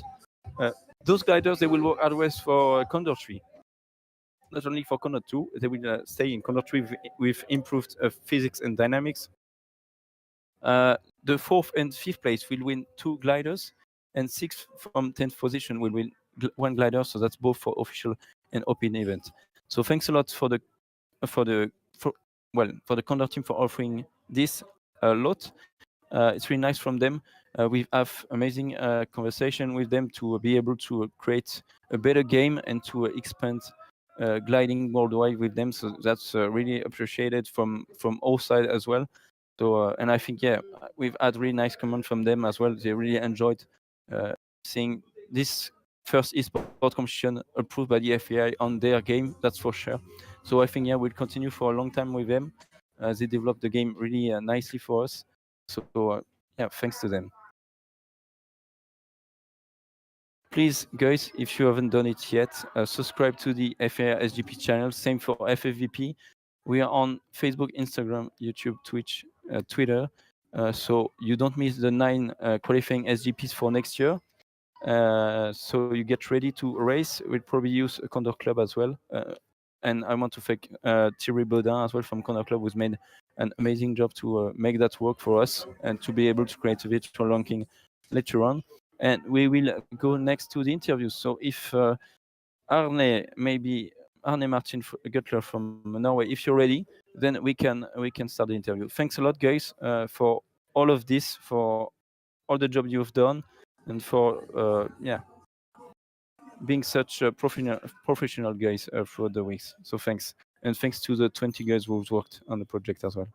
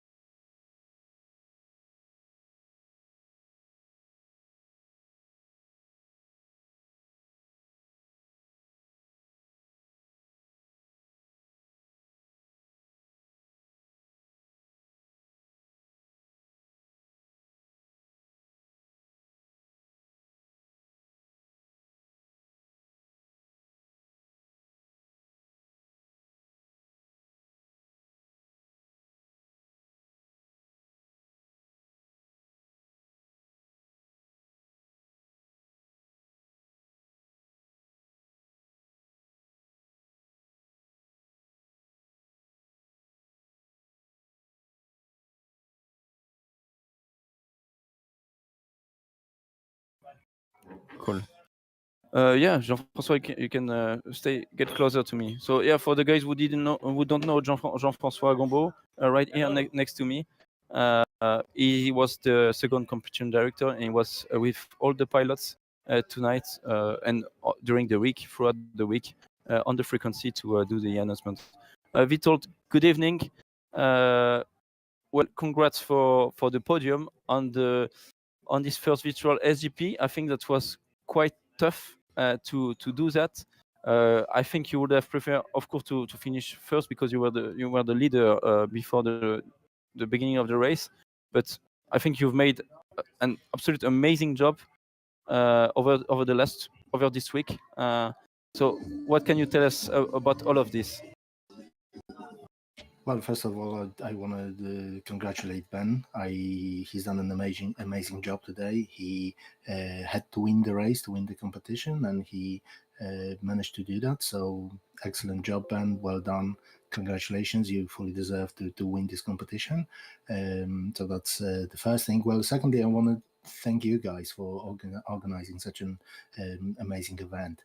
I've been playing with Condor for a long time. I participated with many Condor competitions organized over the years, but I've never experienced anything like this. It was very professionally organized, and it was just on another level.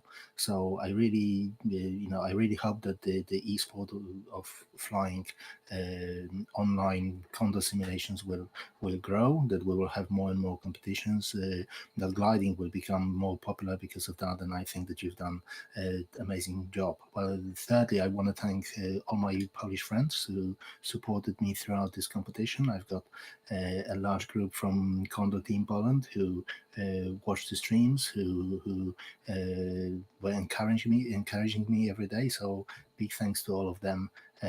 Well, thank you guys. And yeah, well, today, of course, it was a little bit disappointing because I was leading the competition after yesterday. Well, unfortunately, I didn't manage to get close to the podium. Well, I was close, but not on the podium today. Yeah, just things didn't go quite the way I would like them to go. But anyway, it was a great competition. I think that I'm still pretty satisfied with being second in this first official Condor World Cup ever. So I think that that's quite a good achievement. So overall, yeah, I'm pretty happy. Amazing. Well, thanks a lot for you being so fair with Ben. We love when there is a lot of fair play like this between all the pilots and in the sports, you know. So thanks a lot. Really congrats, because it was a tough week. Ben missed a flight. You missed one of the flight as well. You didn't get enough points as you were looking for during one race, and you dropped a little bit, and then you came back. And yeah, yesterday you were winning the day, and you were leading the race again. And where we started to make the calculation, we were like at the end, yeah, Ben needs to win, but there was Mario Kisling as well next to us commenting, and we were like, yeah, but if Vitold arrives on the first place, then there will be a draw. There's going to be a draw 49-49, and then we'll have to count all the winning days. You won 2 days, and Ben won 2 days as well with this. Then we will have to count for the best second place, then best third place, and we'll maybe have a draw for quite some time, because you were so close together. Only 1 point today, and basically that's the bonus point of the day that's made the difference for Ben. So he was lucky with this, I think. I would say you've made both an amazing job. I think you both deserve this place. So just congrats, Vitold. I think we will see you for sure in the future. As we said several times with the streamings, you won a Condor World Cup in 2018, then second place and third place the following years. You never stopped. You always fly on Condor and on esports. So that's for sure we'll have you in the future as well. So yeah, thanks a lot for all the comments. I'll let you finish if you have anything more to say, or if you want to say anything about the week or the day. Yeah, like I said, again, I just want to repeat big thank you to everybody who supported me, and big thanks to you guys for organizing this amazing event. I just hope that I will be able to participate in your future events as well. And yeah, final time, congratulations, Ben, well done. And yeah, see you in the next competition. Thanks a lot. Thanks a lot. I will take Ben after, so he can leave to go party, and then we'll have Arne Martin Göttler with us. Thanks a lot, Vitold, and we will see you in the future. That's for sure. You already have your place on for the second virtual SGP. That's for sure. I can tell you. Congrats, and enjoy your evening. Thanks. Right. Thank you. You two guys. Have a good night. Thanks.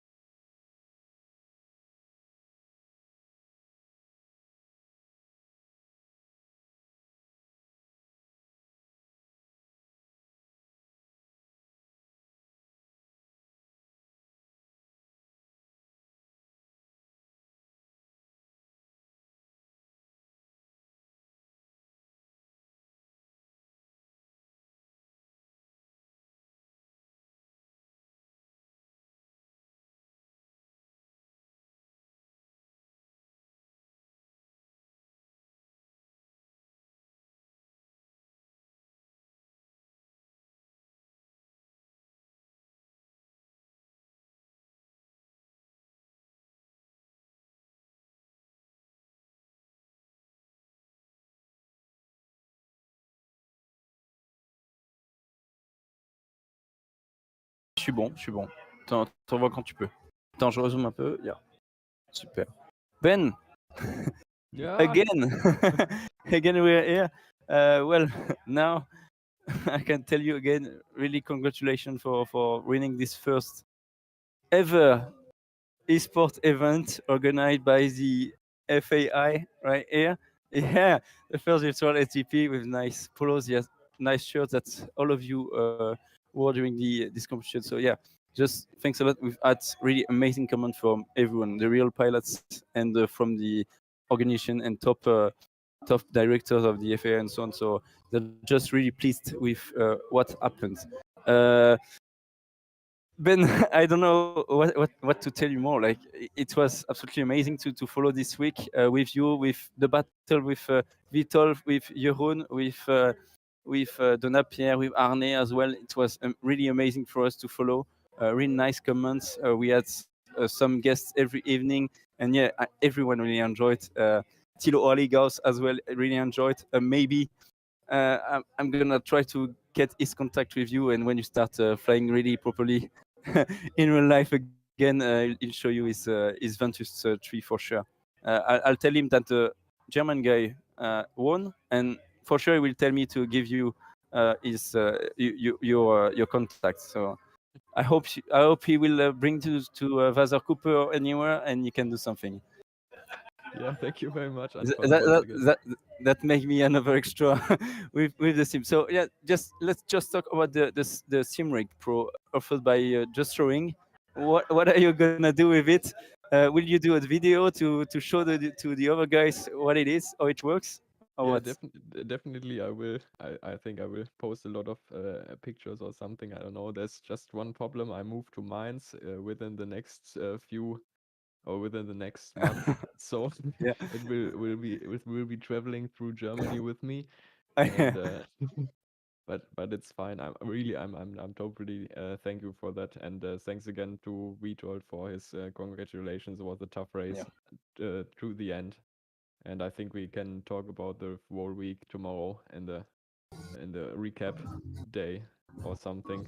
Yeah. But it was Yeah, we'll do after this event. In the coming weeks, we will release some highlights for each race.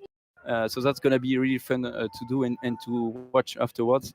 And yeah, some interviews. Maybe I'll try to have interviews with everyone to have some feedback. And I think that would be cool as well to have this. So well, Ben, I'll let you finish and go party with your friends. Really, thanks a lot for having been with us and for these amazing races that you've offered us. You are the world champion. Congrats. Thank you very, very much, Antoine. And have a nice evening. Thanks for putting me in. And I will leave and hope to see you once again tomorrow evening, of course. That's for sure. See ya. Thank you very much. Goodbye, guys. Goodbye.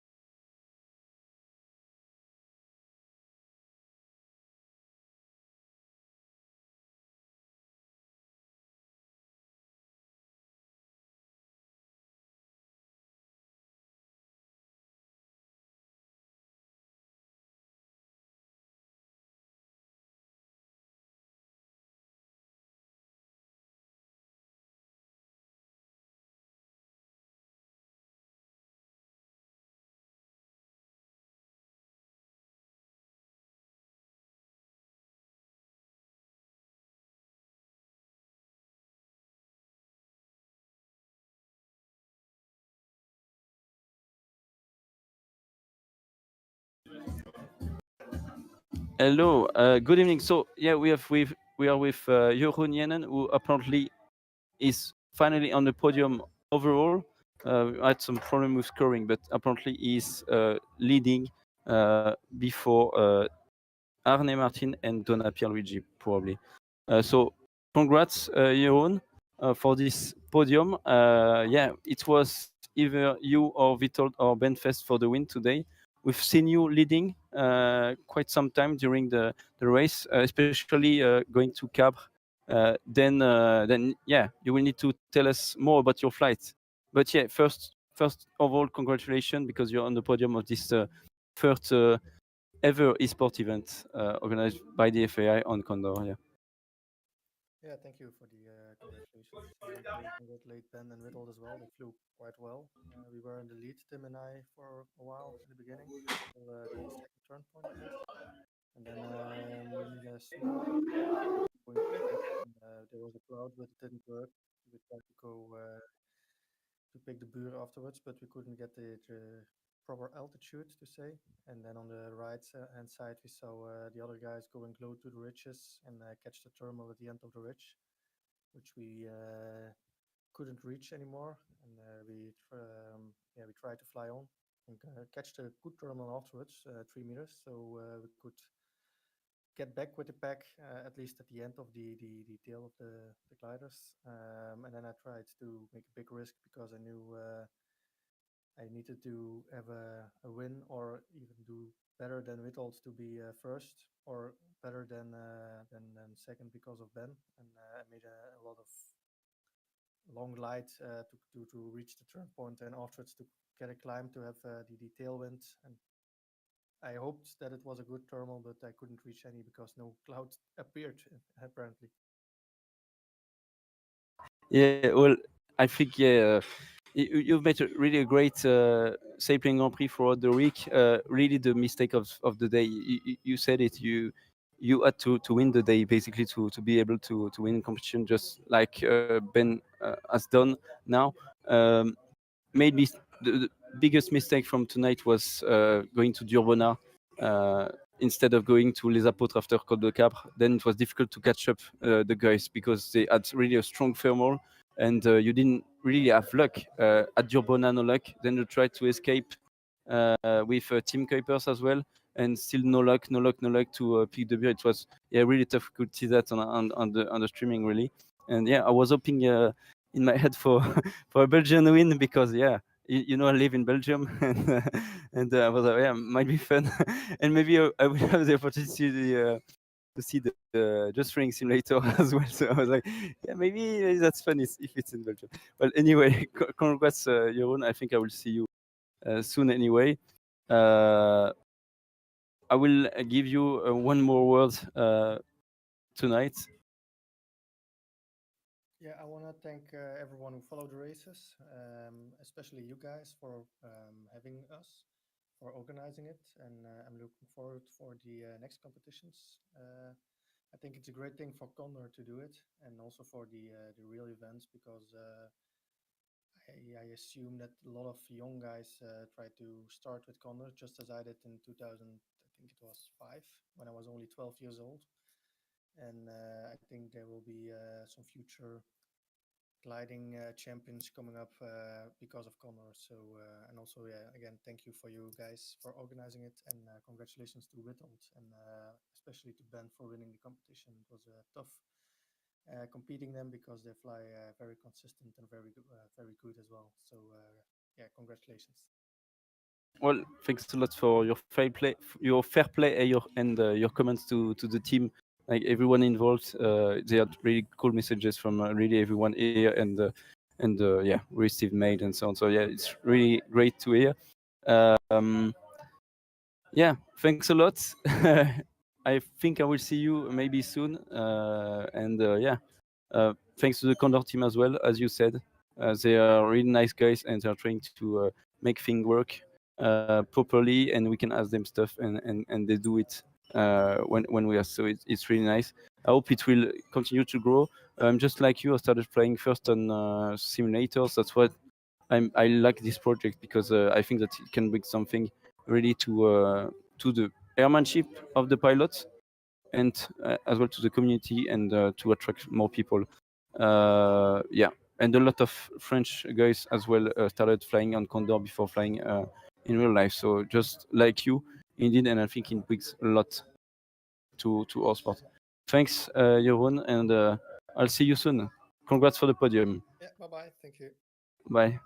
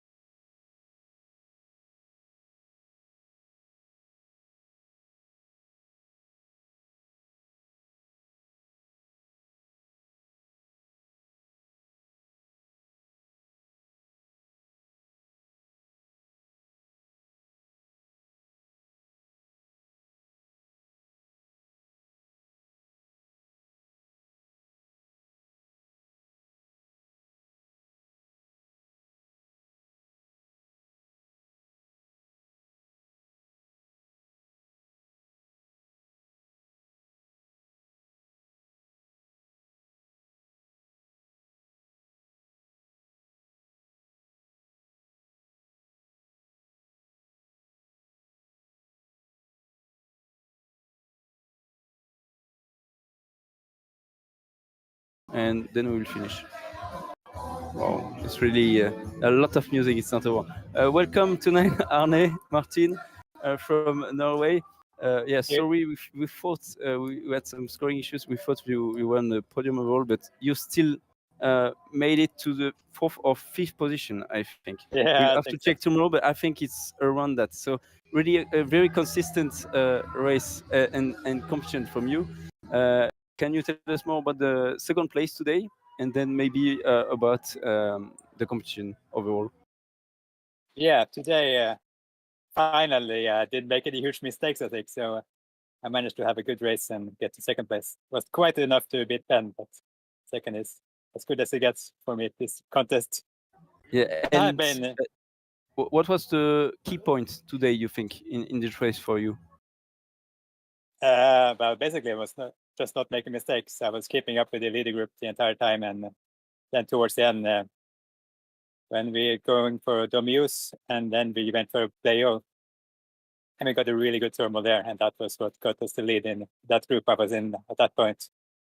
Ben and Vito and Mikko, we were in that group, and we got the jump on all the others when we got this 5 meter thermal there. That's good.